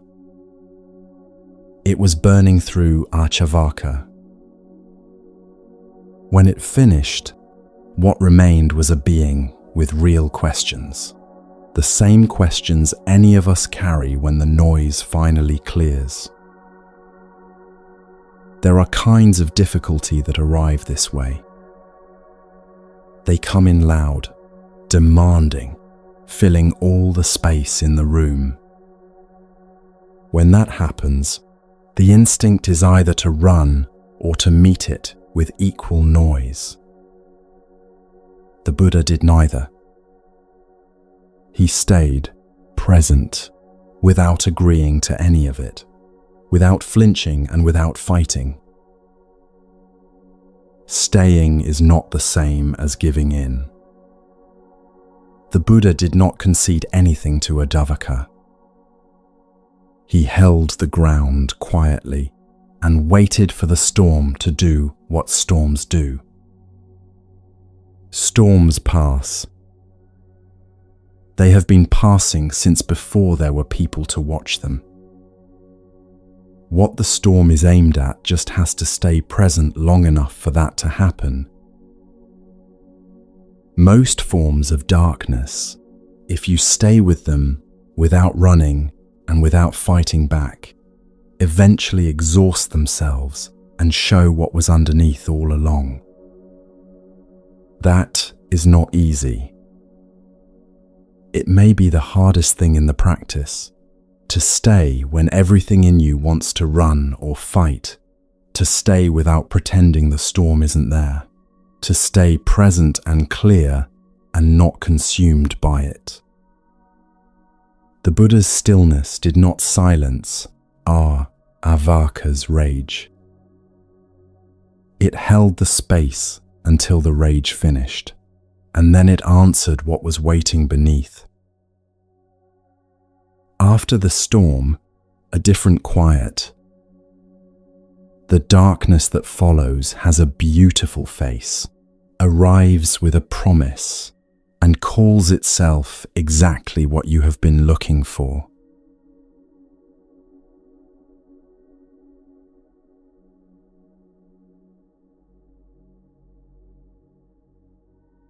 He became a monk in the middle of his wedding ceremony. The Buddha had arrived that morning with his alms bowl. Nanda, the Buddha's half-brother, received him at the door while his wedding guests waited, and his fiancée Janapada Kalyani stood in the courtyard, her hair half-dressed, still holding flowers. The Buddha placed his alms bowl in Nanda's hands and walked away. Nanda followed, carrying the bowl, unable to refuse his brother and unable to simply hand it back. He heard Janapada Kalyani call his name from behind him. He did not turn around. She called again. He kept walking. The guests drifted away. The flowers stayed in the courtyard. By the time the day was over, he had been ordained. He had not chosen it.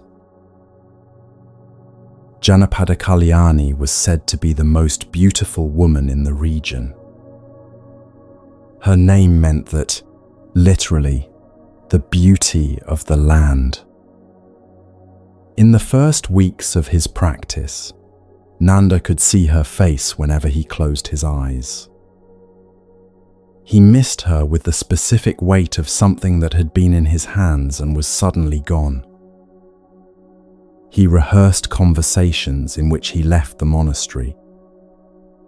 He planned the words he would say. He never used them. Every day he considered leaving. Every day something held him back, and that something was not wisdom or understanding or a genuine feeling for the path. It was that he could not bring himself to walk away from his brother. The Buddha knew what was happening. He took Nanda, using his supranormal ability, to where they saw divine women, apsarases, attendants in the heavenly realms, said to be as far beyond Janapada Kalyani's beauty as the sun is beyond a blackened wick. The comparison was the Buddha's own, and it was designed to work on exactly the kind of mind Nanda had. He asked Nanda which he preferred, the fiancé waiting at home or the beings before him now. Nanda said, without hesitation, the heavenly women. The Buddha told him, practice sincerely, and those could be yours. Nanda practiced with a ferocity he had never managed before. He sat long hours. He was diligent and relentless, the most assiduous practitioner in the community. The other monks noticed. They also noticed why. Word moved through the community. Nanda, the monk who practiced for beautiful women. They called him a hired hand, working for wages, trading his practice for a promise of reward. The sitting hours were long. The reason was not admirable. The shame reached him. Real shame moves differently from embarrassment. Embarrassment wants to hide. Shame, if you sit with it honestly, asks a question. The question it asked Nanda was not comfortable. It asked him whether he had ever actually looked at what he was reaching for. The monks were right. He was a hired hand. He had been sitting all those hours for payment. And then the actual question arrived. What if he followed his desire all the way to its end, not toward the heavenly women, but past them? What would he actually find there, at the far end of the wanting? He looked. He stopped moving toward something and looked at the moving itself. He saw the reaching. He saw what was underneath the reaching when it finally stopped. What he found was not the thing he had been reaching for. It was the quality of mind the reaching had always been covering. The peace he had imagined he would feel when he finally got what he wanted was already present, already available. The ground, the wanting, had been standing on the whole time. Nanda became free. He returned to the Buddha and said the debt was cleared. The Buddha said there was no longer any debt. Nanda said there had never been one. He had not attained liberation because of a promise. He had attained it because, for the first time, he had followed his desire all the way to where it ended and found what was actually there. This is what makes Nanda's story strange and worth carrying. The motivation was wrong. The method was correct. He brought his desire fully into the practice, and the practice, which has its own logic, transformed it from the inside. He is one of very few in the canon who began from pure wanting and found his way through because of it, not in spite of it. Most of us reach. We reach for specific people, specific states, specific versions of our lives that we are convinced will finally feel like enough. Underneath every object of desire is the same thing Nanda was reaching for, even when he thought he was reaching for divine women. He was reaching for the feeling he imagined he would have when he finally got what he wanted. Nanda confused the destination with the feeling he expected on arrival. That confusion is the engine of most of our reaching. The teaching calls that feeling peace. And it is not waiting at the end of the reaching. It is the ground the reaching has been standing on, available in this moment before the next reach begins. Nanda found what was at the end of his desire. The story after this one begins further down. A king who wanted a throne badly enough to kill for it and had to carry what that cost.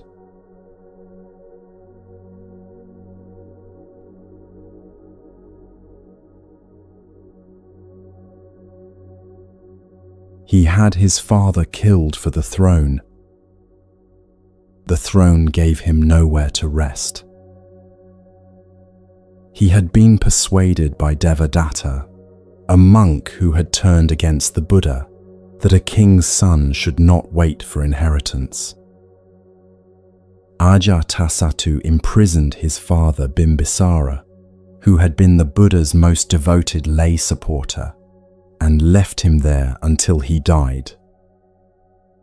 Then he took the throne he had murdered for. And the guilt came, not as a thought, as a physical weight he carried into sleep and woke with and could not put down. One night, his physician Jivaka suggested he go to the Buddha. Ajatasattu agreed, though the agreement was complicated. He travelled with his full retinue, torch-bearers and soldiers, because a king does not move at night without protection, and because somewhere in him he was afraid of what the darkness might hold. The darkness of a man who knows he is guilty is different from ordinary darkness. It carries its own weight. Every shadow suggests a consequence arriving. They rode toward Jivaka's mango grove, where the Sangha was staying. As they got closer, something made itself felt. Or rather, something was absent.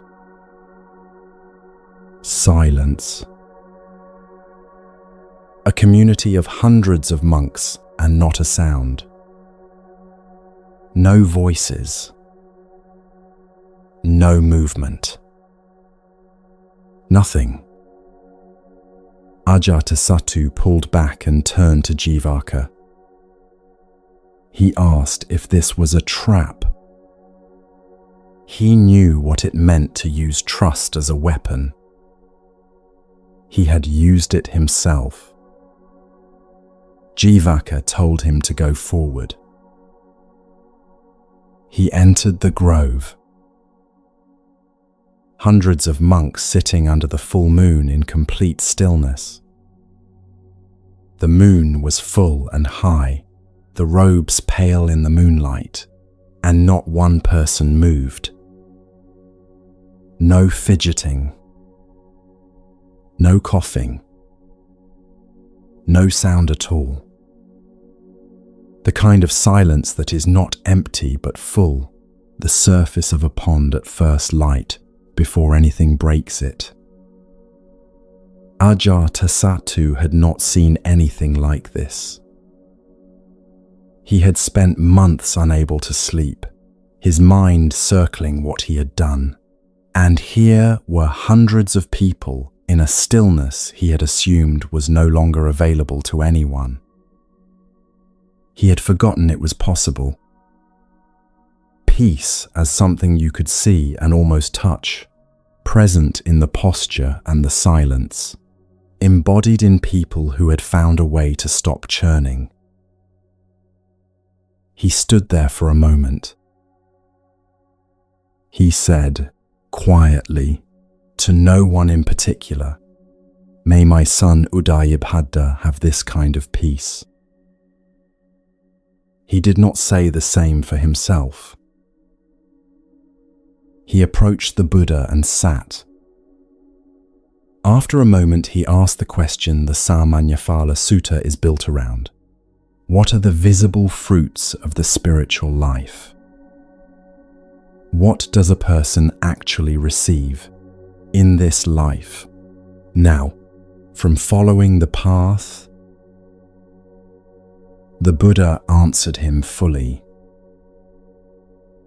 He spoke of the peace that comes from genuine practice, the clarity, the freedom from agitation, the way the mind moves differently when it is no longer driven by hunger and aversion and confusion.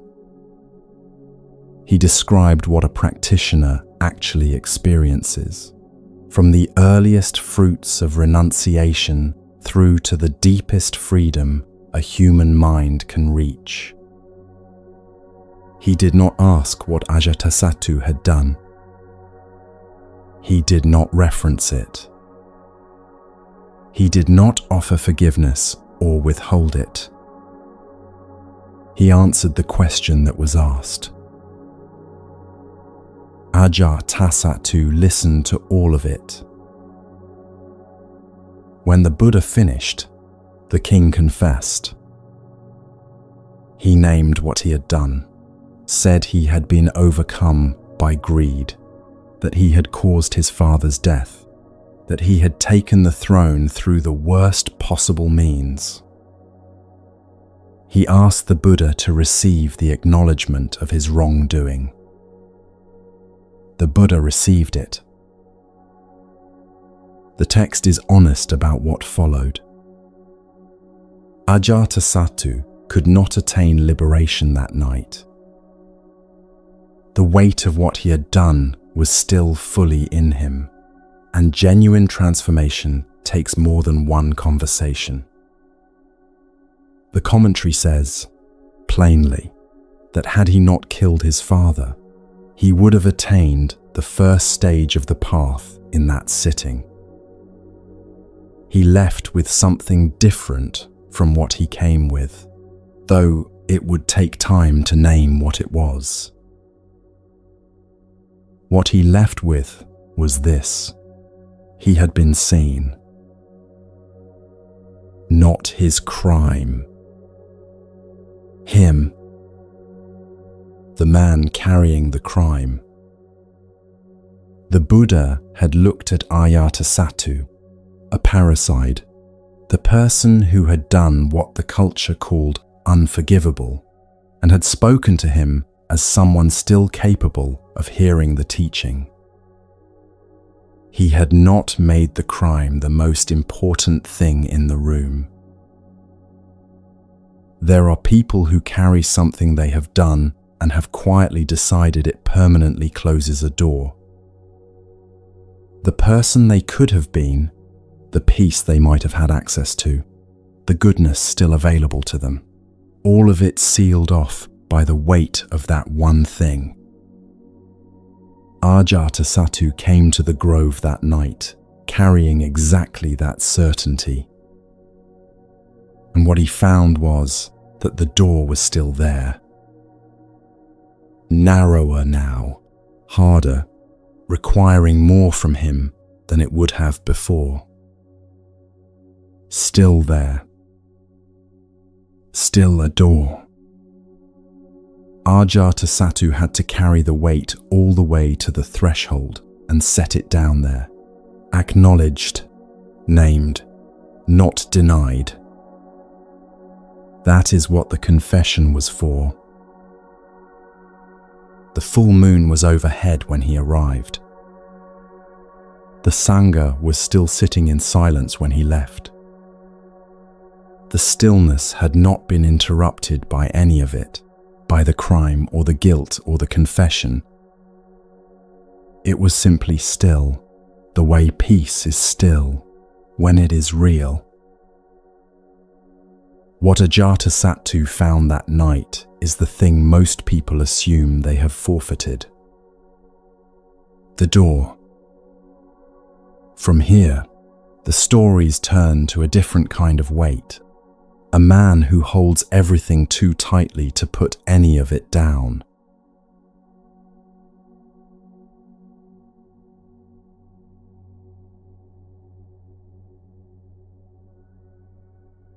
A single gold coin fell from his cart into the street. He stood there watching poor people gather around it, push and argue and fight over it, and could not move. He could not go pick it up himself. Too many eyes watching. He could not send a servant. They would know what the coin meant to him. He stood at a distance, watching his gold in the hands of strangers, and the watching was unbearable. He could not eat that night. He could not sleep. He lay awake, turning the loss of one coin over and over until morning. Elisa was the wealthiest man in Varanasi. His treasury was vast, his storehouses full. He refused to give a single thing to anyone, not to the poor who came to his gate, not to his family, not even to himself. He ate the cheapest food available so as not to draw down his stores. He wore old cloth. He went without things that any middling merchant could have afforded 100 times over. All of it preserved, locked, held. He was not enjoying his wealth. He was guarding it. Every morning he walked through his storehouses.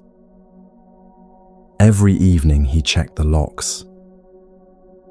He moved through the dark touching doors, counting what he could not see, reassuring himself it was still there. It was always still there. The reassurance never lasted until morning. The Bodhisatta, the being who would become the Buddha in a future life, came to Varanasi in that time and heard about Elisa. He came to speak with him. He did not tell Elisa he was wrong to hold what he had.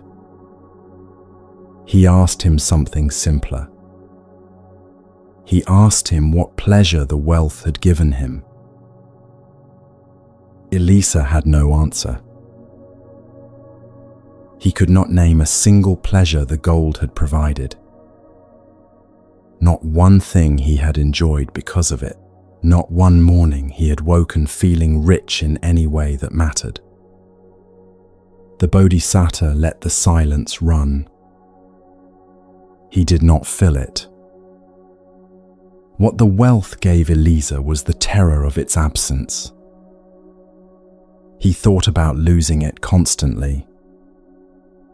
He thought about it in the night and at meals, and when he saw a beggar, and when he counted his stores, and when a coin fell in the street.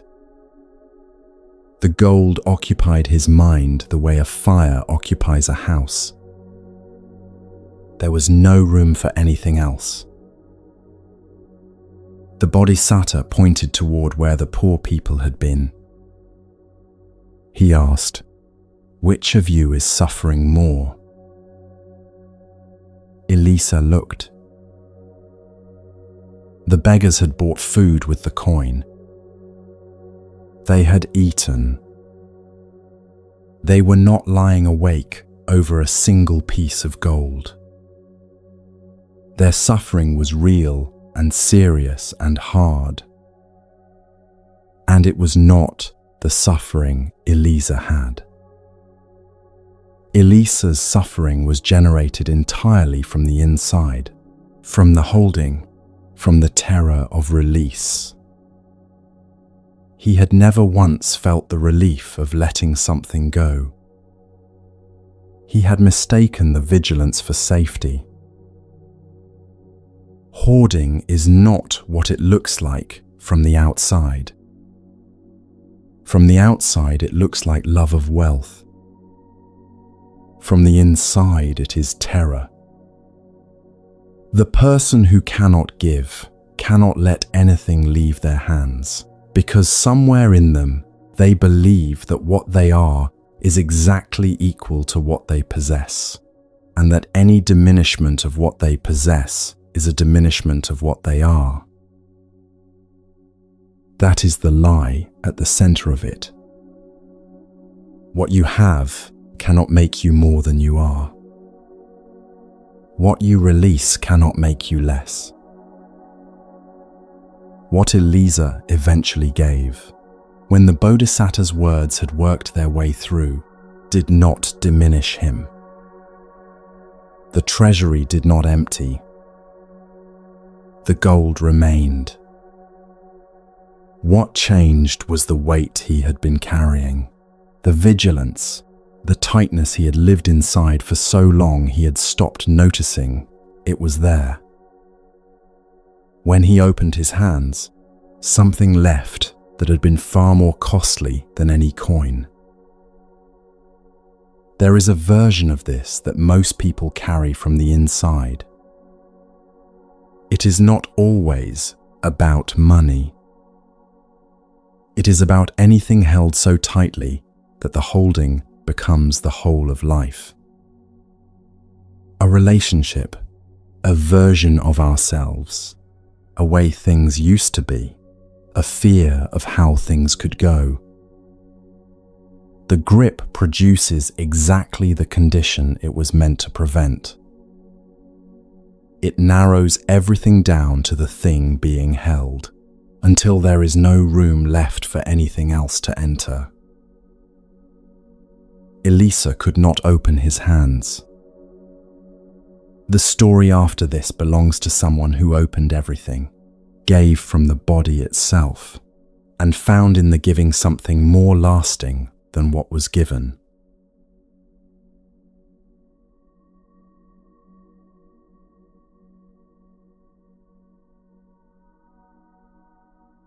The only bridge was his own body. He had understood this before any of his troop did. The Bodhisatta was a monkey king, leading a vast troop in a great mango grove beside a river. The mangoes were the largest and sweetest anywhere. For generations the troop had lived there, had eaten there, had known the grove as home. When a single fruit fell into the current and floated downstream, it was found by a human king who followed the river back to its source. He found the grove. He marveled at it. He sent his archers to clear it. The troop fled toward the river. The far bank was too far to jump. The water was fast and wide. The archers were trained and had orders, and none of the troop's history with this grove mattered to any of them. The Monkey King ran to the edge and measured the distance. He found a bamboo vine long enough to span the gap. He tied one end to a tree on the near bank, gripped the other end, and leapt with everything he had. He misjudged the distance by a small margin. He could not reach the far bank. He grabbed a branch on the far side with his hands, held the vine with his feet, and held himself there above the water, his body stretched into a bridge. He called to his troop, "Run." They ran. One after another, hundreds of monkeys crossed over his body, their weight on his back, their feet on his ribs and spine. He could feel each one. Small hands gripping behind his knees for balance. Heavier ones landing square on his lower back. He breathed through it. He held. Each one that crossed added to the strain on his hands and feet and the full length of his body. he held. Then came the rival.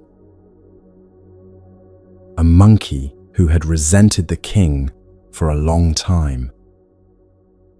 He reached the Monkey King's back and paused there, looked down at him, and then leapt with both feet at full weight onto the center of his back, as hard as he could manage. The Monkey King's back broke.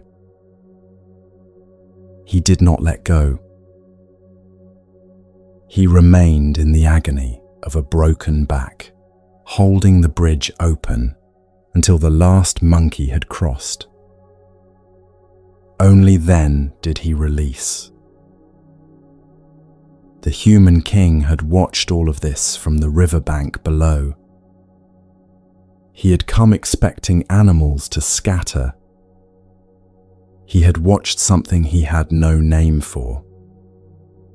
He ordered his soldiers to wade across and carry the Monkey King down gently, still breathing, his body broken in the shape of a bridge. They laid him on soft ground. The human king sat beside him. He was weeping. He had seen many things in his life. He had not seen this. He asked, "Why?" The Monkey King, barely conscious, answered, "You can be a king who has a kingdom," he said, "or a king who has a people. They are not the same thing. A king who has a people gives the kingdom for the people. That is what this is." He died shortly after. The human king protected that forest and the remaining monkeys for the rest of his reign. Witness alone transformed him.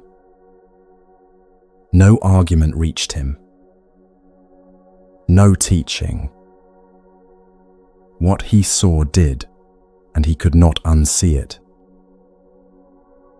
There is a distinction worth holding here. Most giving is conditional in ways we barely notice. We give when it is comfortable, when we are acknowledged, when the cost stays manageable, when the person we give to has earned it by our accounting.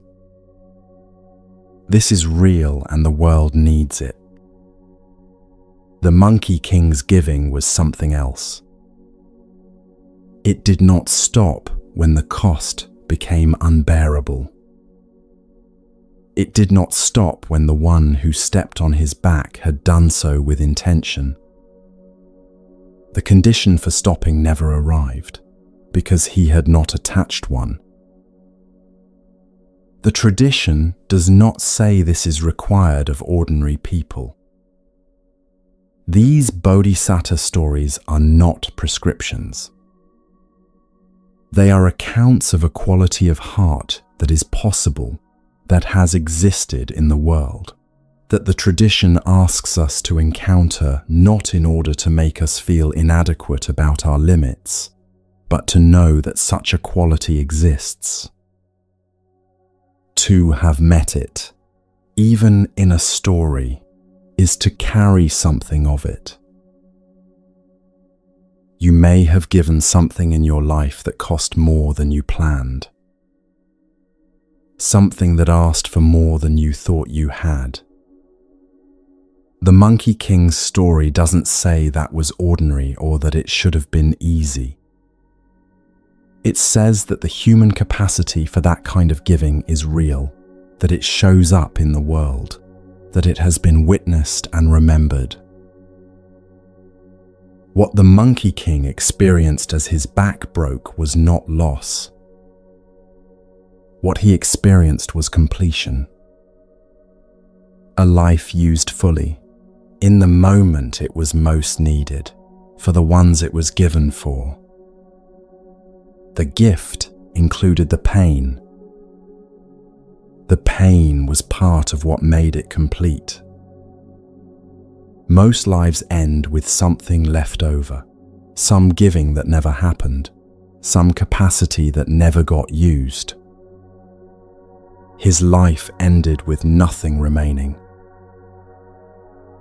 When the practice speaks of generosity, it usually begins with what is easy to give, what costs little, what can be offered from surplus. The Bodhisatta stories exist partly to show where that continuum ends, what generosity looks like at the far edge of what a life can hold. The Monkey King found that edge. He met it with his body. The Monkey King became a bridge so others could cross. What comes next is a different kind of giving.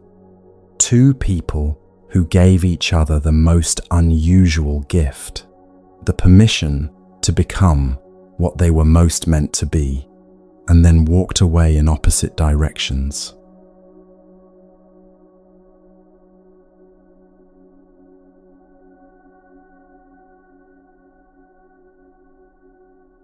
They had placed a garland of flowers between them on the bed. Neither of them touched it. Buddha Kapilani and Maha Kassapa had been brought together by their families the way many people are brought together, by arrangement, by circumstance, by the reasonable logic of two families who thought their children suited each other. Maha Kassapa would go on to become one of the closest disciples of the Buddha, the monk who convened the first great council after the Buddha's death, the one described in the texts as having a mind like still water. Buddha would be recorded in the Therigatha, the ancient collection of verses by liberated women, as foremost among those with knowledge of past lives. On the night of their wedding, none of that had happened yet. They were two people sitting in a room together for the first time, with a garland of flowers between them. Each of them had placed it there as a boundary, as a signal they hoped the other would understand without being told. Maha Kassapa had long felt the pull of renunciation. There was no way to say that to his family on the night they had arranged his wedding. He sat in the candlelight and waited for something he could not name. Buddha had felt the same pull for years. She had also stayed quiet. She sat across from him and waited for the same thing. Neither of them slept. The hours moved the way hours move when you are waiting for morning to give you permission to say something you have been carrying a long time. There was nothing hostile in the room. There was also nothing easy. Two people each hoping the other would be the first to reach for what they both needed to say. When morning came, one of them finally spoke. The accounts differ slightly on who said it first. What they agree on is this: in the morning light, each told the other the truth. To renounce. Both. The garland of flowers, placed there with such care, untouched through the whole night, lay between them. They left together. They walked to the edge of the estate and shaved each other's heads with the care of people who understand they are doing something that cannot be undone and want it done properly. Then they walked different roads. He went one way. She went another. The tradition says they walked separately because it would not have been right to walk together. The sight of them might have stirred longing in others, or in themselves. They went separately toward the same thing. Buddha's road was not easy or short. She studied first under a different teacher, then came to the Buddha's teaching after years of rigorous practice alone in difficult conditions, the kind of commitment that does not waver because it was never made for anyone else. Both eventually reached liberation. Both knew, when it arrived, that the other had reached it too. What happens in this story is easy to misread as loss. Two people discover they love each other and immediately walk away. That reading misses everything. What Buddha and Kassapa gave each other that morning was not a parting. It was a release. A particular and very rare kind of love. The kind that looks at another person and wants for them exactly what they most deeply want for themselves, even when what they want takes them away from you. The garland was not a wall. It was an offer. It said, "You don't have to be what this arrangement requires of you. If there is something truer in you, go toward it." Most love, even genuine love, carries a quiet assumption that the other person's flourishing should happen near you. Buddha and Kassapa loosened that assumption completely. Each of them said, "Your freedom matters more to me than my closeness to it." This is not indifference dressed up as generosity. It is what happens when love has gone deep enough to hold another person's whole life, not just the part of it that touches yours. There is a smaller version of this that shows up in daily life. The parent who lets a child choose a life they don't understand. The friend who encourages someone towards something that will take them far away. The partner who says, "You should do this, even though it changes things between us."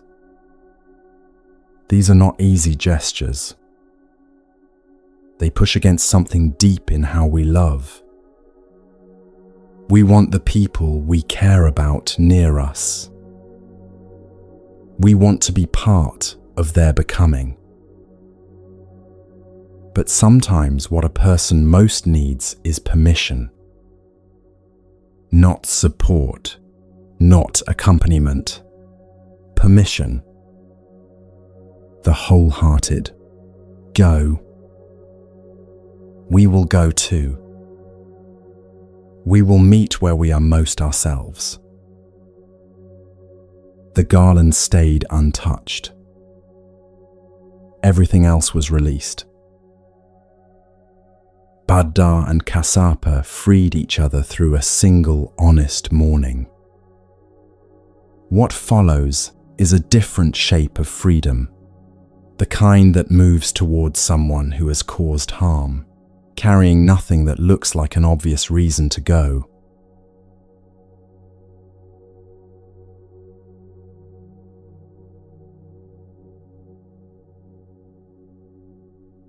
Sunaparanta was a place people knew how to leave. There were roads in. Not many people took them. The monk Punna had trained under the Buddha for years and was considered one of the most accomplished teachers in the Sangha. He came to the Buddha one afternoon and said he wanted to go to Sunaparanta, a rough frontier region in the west, whose people were known throughout the land for their violence. He wanted to teach there. The Buddha listened. Then he asked a question. "The people of Sunaparanta are rough and fierce," he said. "If they curse you and revile you, what will you think?" Punna answered without hesitation. At least, he said, they didn't hit me with their hands. And if they hit you with their hands, at least they didn't throw clods of earth at me. And if they throw clods, at least they didn't attack me with a stick. And if they attack you with a stick, at least they didn't attack me with a weapon.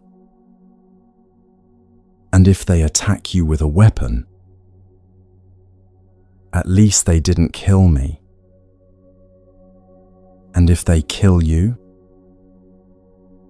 Punna was quiet for a moment. Then he answered, there are those among my teacher's disciples, he said, who have sought out a knife to end their own lives. The people of Sunaparanta would free me from that need without any trouble at all. They would be doing me a kindness. The Buddha sat with this. Then he said, well done, Punna. With such endurance and such non-violence, you are fit to dwell in Sunaparanta. You may go. Punna went. He spent the rain's retreat there. The sutta says he established 500 male lay disciples and 500 female lay disciples in the practice, all in one season. What had he done that made this possible?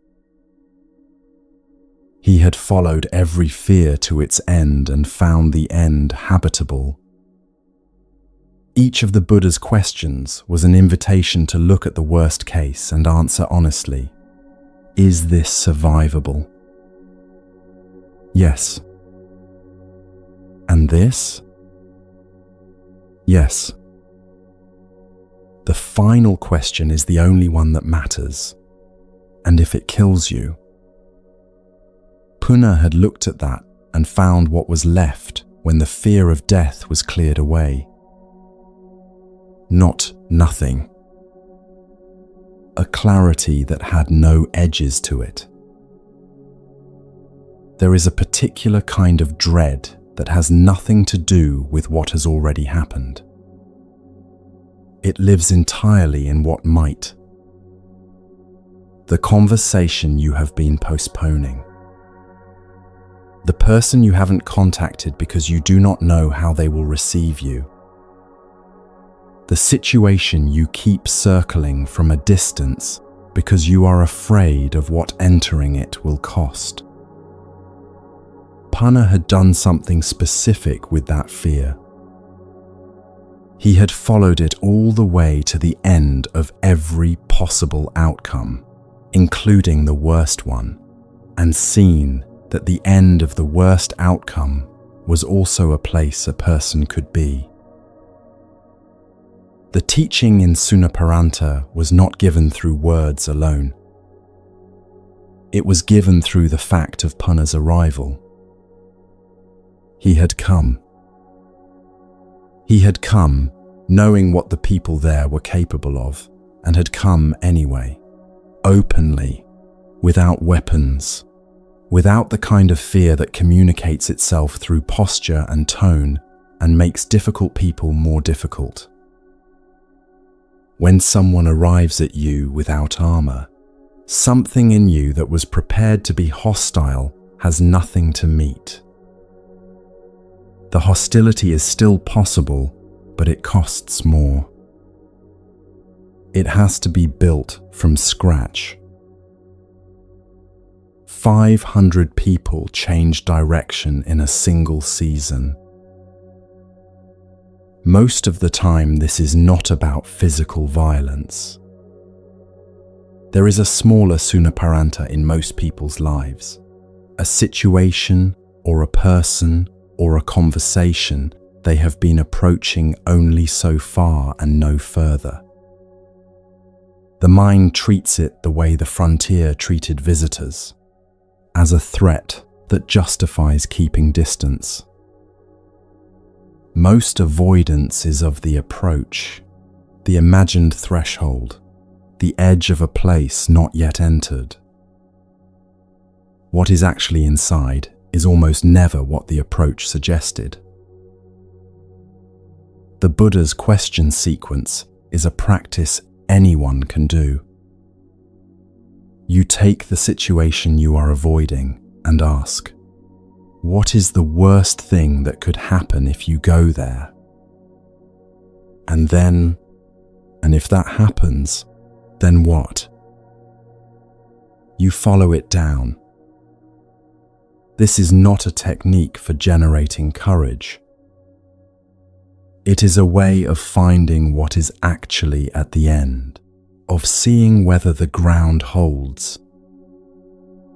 Usually it does. Usually, what you find at the end of the following is not the catastrophe you expected, but a version of yourself sitting quietly in it, still present, still intact. Punna's freedom was not the absence of danger. The danger in Sunaparanta was real. His freedom was the absence of resistance to it. He had already arrived at the worst case in his mind, had sat with it, had found it habitable, and so when he walked into the region itself, he was walking somewhere he had already been. The people there could see it. Something about him was already at rest in the place they had made dangerous. Freedom from aversion is the discovery that you can be in the difficult place and still be yourself. That the thing you were avoiding did not contain your undoing after all. That you were already large enough to hold what you were afraid of encountering.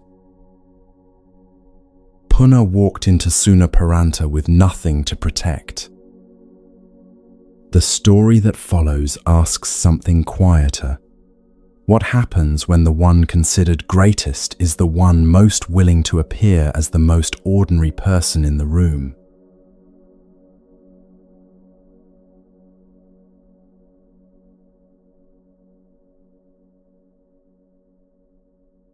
The last time these streets had seen him, he was a prince. He walked through Kapilavathu in the morning light with his bowl, going door to door, the way monks do. The sun was not yet high. The street smelled of cooking fires and early dust. He walked slowly, deliberately, pausing at each door, waiting quietly for what was offered or not offered, then moving on. This was the Buddha. He had left this city as a young man and returned, after years of practice and teaching, as the one his tradition now calls the awakened one. He was begging for food in the streets where he had grown up as a prince. His father, King Suddhodana, saw him from a distance. He came quickly. He was close to anger, which is how grief sometimes arrives. No one of the Shakya clan has ever begged, the king said. You are a prince. This is a disgrace to our family. Come to the palace. Let me feed you. Do not go door to door in the streets where you grew up. The Buddha listened. Then he said, this is not the Shakya lineage that concerns him. The lineage of all the Buddhas goes for alms. This is what awakened ones do. He continued down the street. Suddhodana stood watching his son go from door to door in the city where that son had once ridden on a decorated elephant. The streets had not changed. The man walking them had. Something about watching began to move in the king. The ease with which the begging was being done, the complete absence of shame, apology, or any need to explain. He followed his son. The Vinaya says that after this meeting, Suddhodana eventually opened to the teaching and attained the first stage of the path. It happened because he watched. Because something in what he watched could not be argued with. What did Suddhodana see? He saw someone completely free from what the king himself was enslaved by. Suddhodana was a king, and kings carry their position like a second body. Every action has to be seen correctly, judged correctly, reported correctly. The standing of the family, the honor of the lineage, the eyes of the city, all of this required management without end. He had spent his life maintaining it. And here was his son, who had given up more status than most people ever accumulate, walking through the same streets with a bowl, knocking on doors, and something about him was radiant. The bowl did not diminish him. The begging did not reduce him. He was larger in this than he would have been in any palace. There is a particular suffering that comes from needing to be seen correctly by people who knew us before. It is different from the ordinary need for recognition.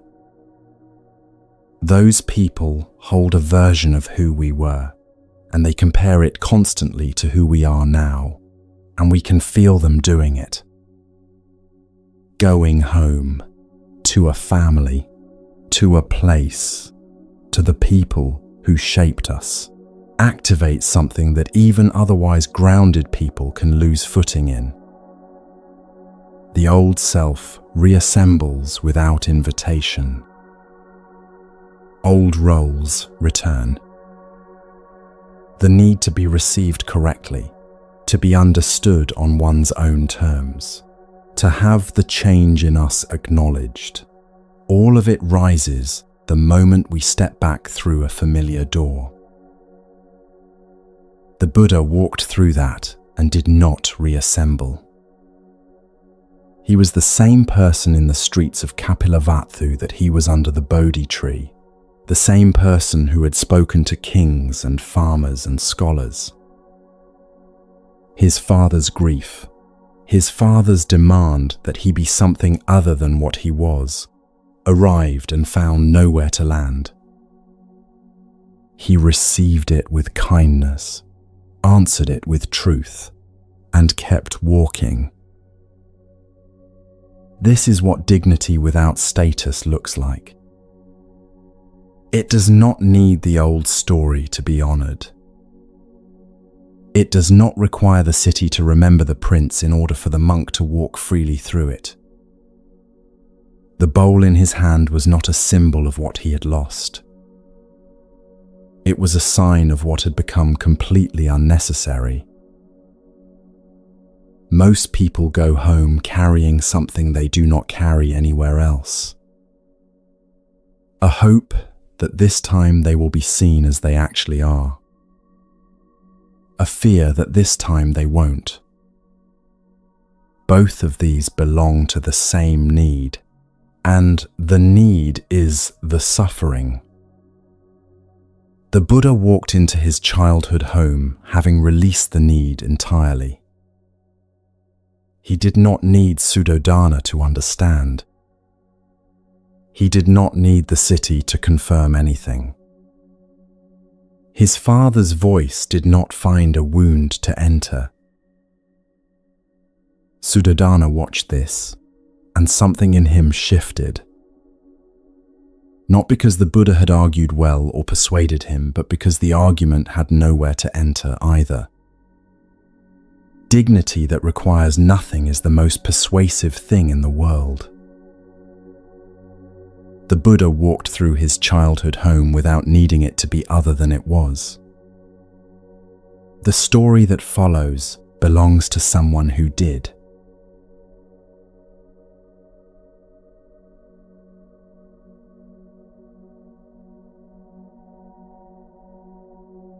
In Rajagaha, parents counted their children at dusk. They had learned to. A child who was there in the morning was sometimes gone by evening, and no one could explain how, and no one could stop it.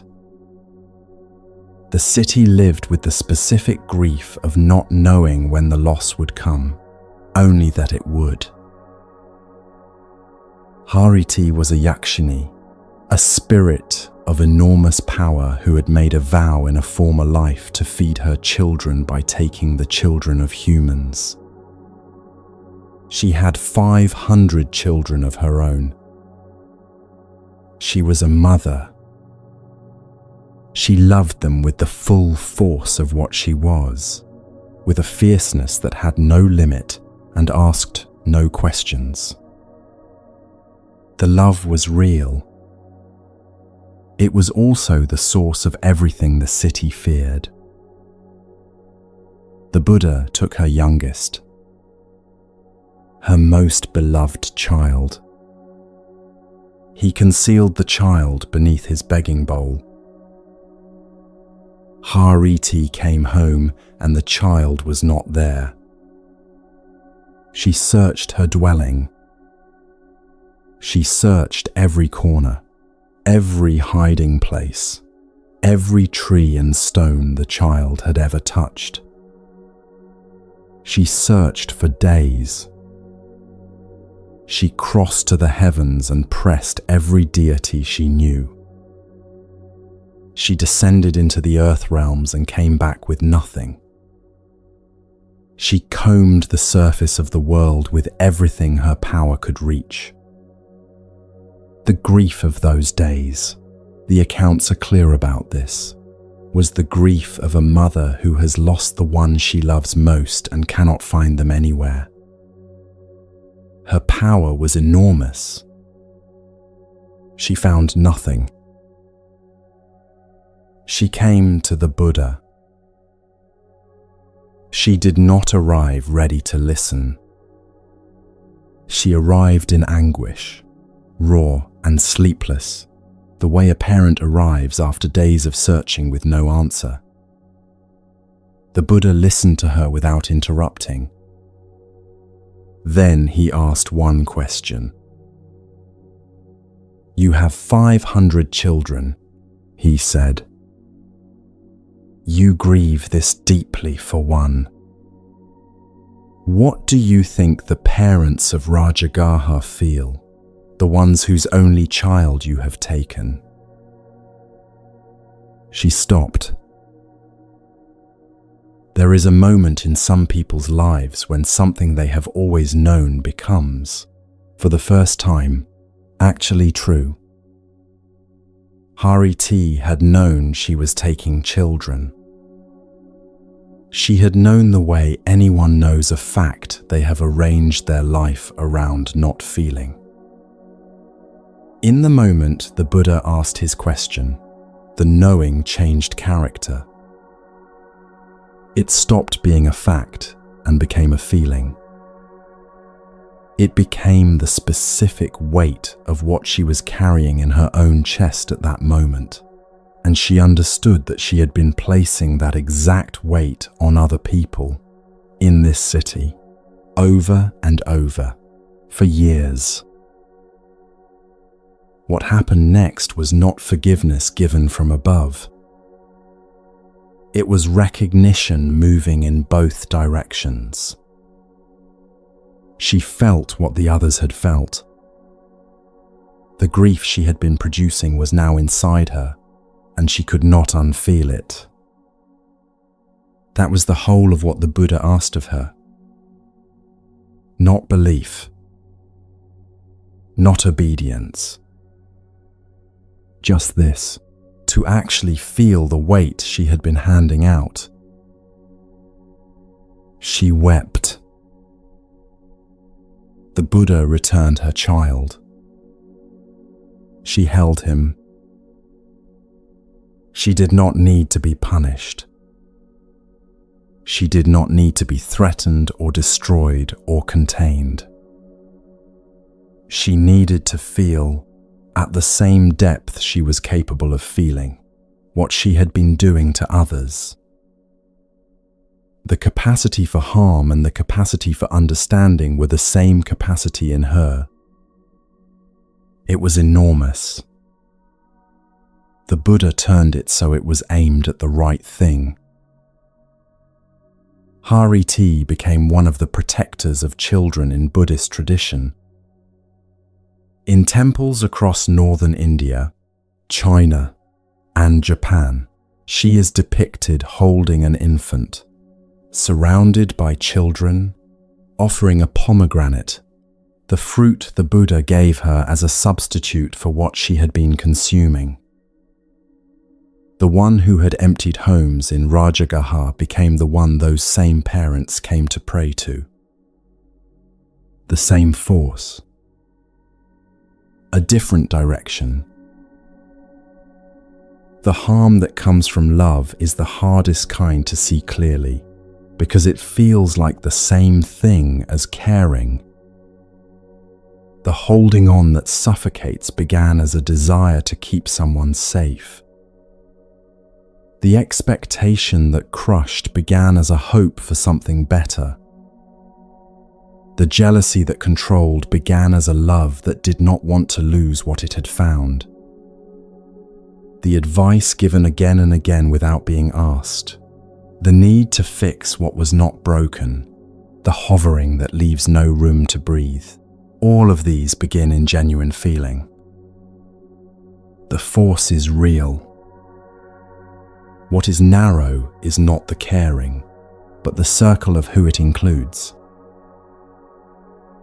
Hariti loved 500 children without difficulty. What she could not do was love the children of other mothers with the same instinct. The early Buddhist teachers called this the difference between pema and metta, between love for those who belong to you and love that extends past that boundary. Both are love. Only one of them stops causing harm. When the circle widened, the harm stopped. Nothing was removed from her. The same depth of feeling that had made her dangerous became the thing that made the parents of Rajagaha safe. The Buddha did not take her capacity away. He returned her child and let the love find its own wider shape. That is the whole of what happened. Whatever in you has caused damage, look at the root of it carefully. It is almost never empty. There is usually something real there, something that wanted to protect or hold or give. The question is not whether to keep the force. The question is whether the circle it serves is large enough. Hariti held her child and the harm was done. What follows resolves in the middle of a street.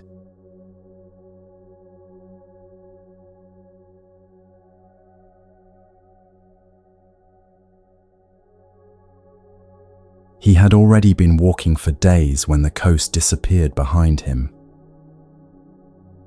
Bahia came from the far western edge of the subcontinent, from a port town called Saparaka where the renunciants wore tree bark and the sea was visible from the hills.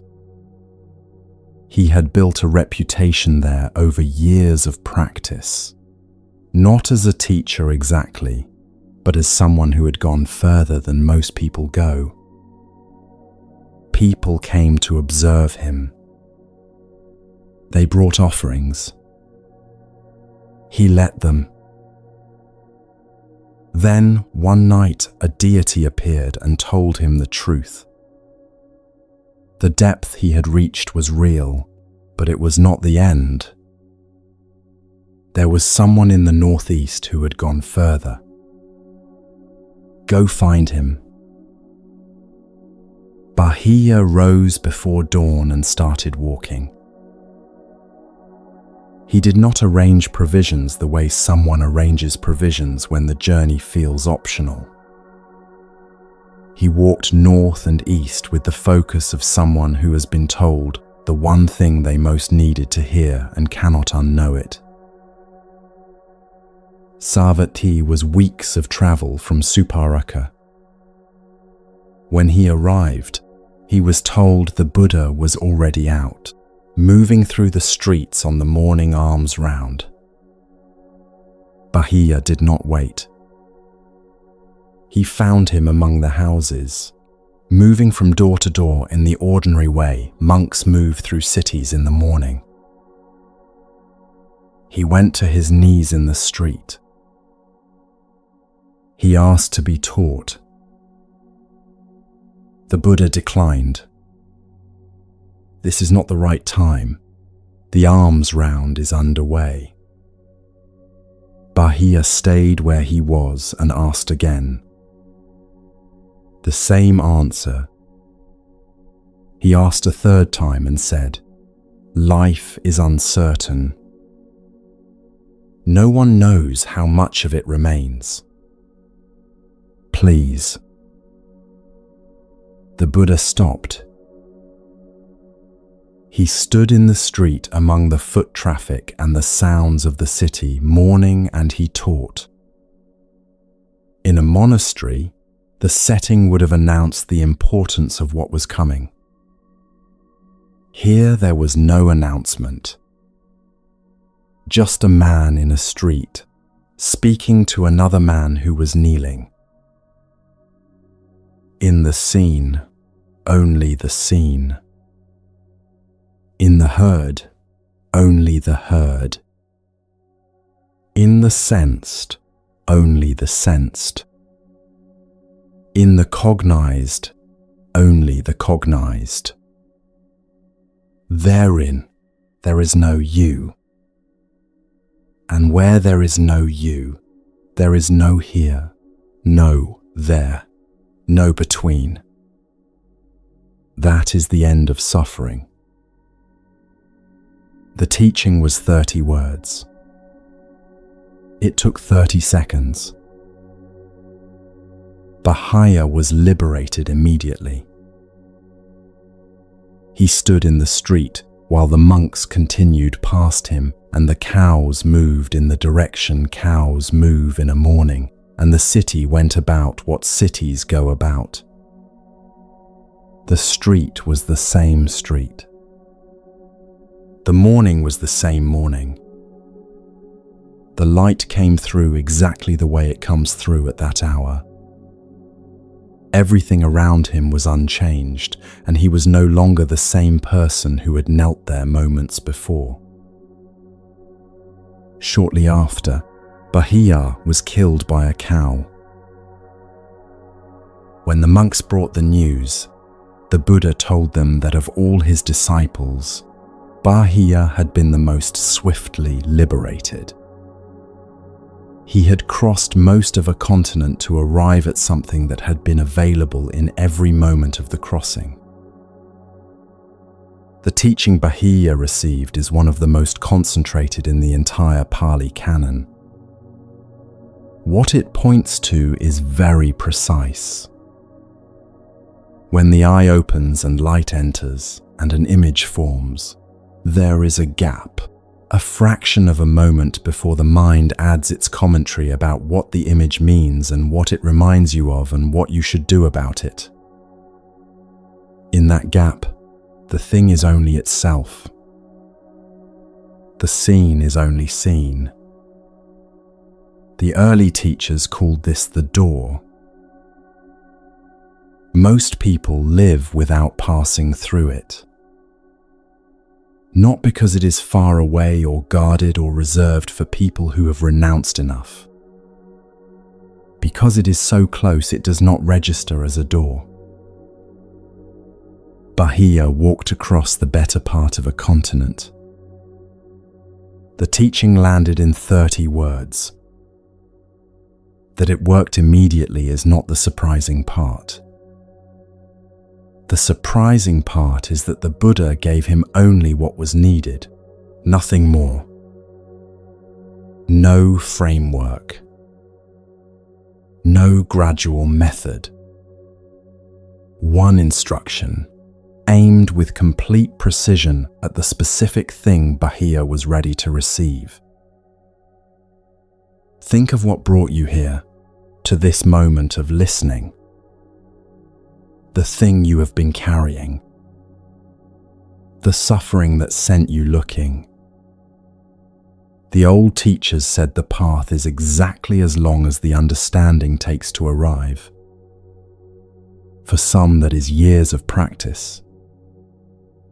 For Bahia, it was a long walk, 3 requests, and 30 words. There is no fixed length. There is only the moment when the teaching and the readiness meet. The Buddha did not choose a special place or a special time to give Bahia what he came for. An ordinary street in an ordinary morning was enough. It has always been enough. The street you are standing in, the room you are sitting in, the ordinary night or morning you are moving through right now, has always been enough. What changes is not the world. It is the quality of what is brought to it. Bahia stood in a street in Savatthi and the path was complete. What follows is an arrival.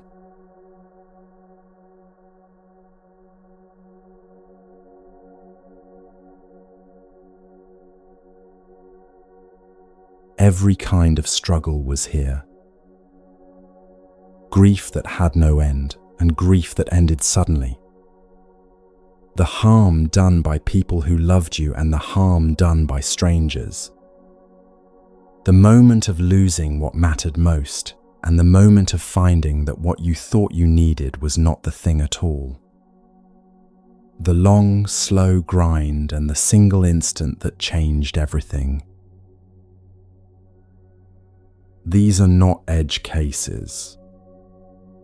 These are the places where being human happens.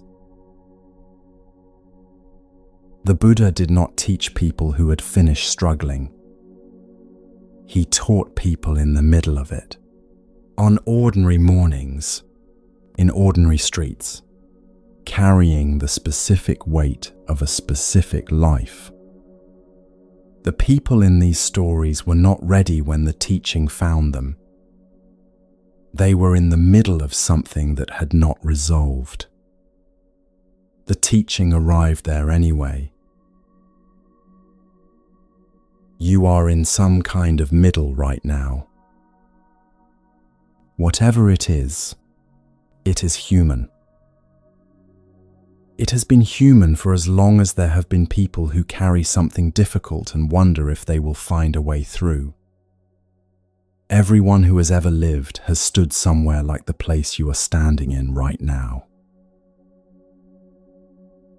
That is not a small thing to know. The struggle is not a sign that something has gone wrong with you. It is the texture of a life that is actually being lived. Let that be enough for now. The morning is still here. You are still here. That is the whole of what is needed.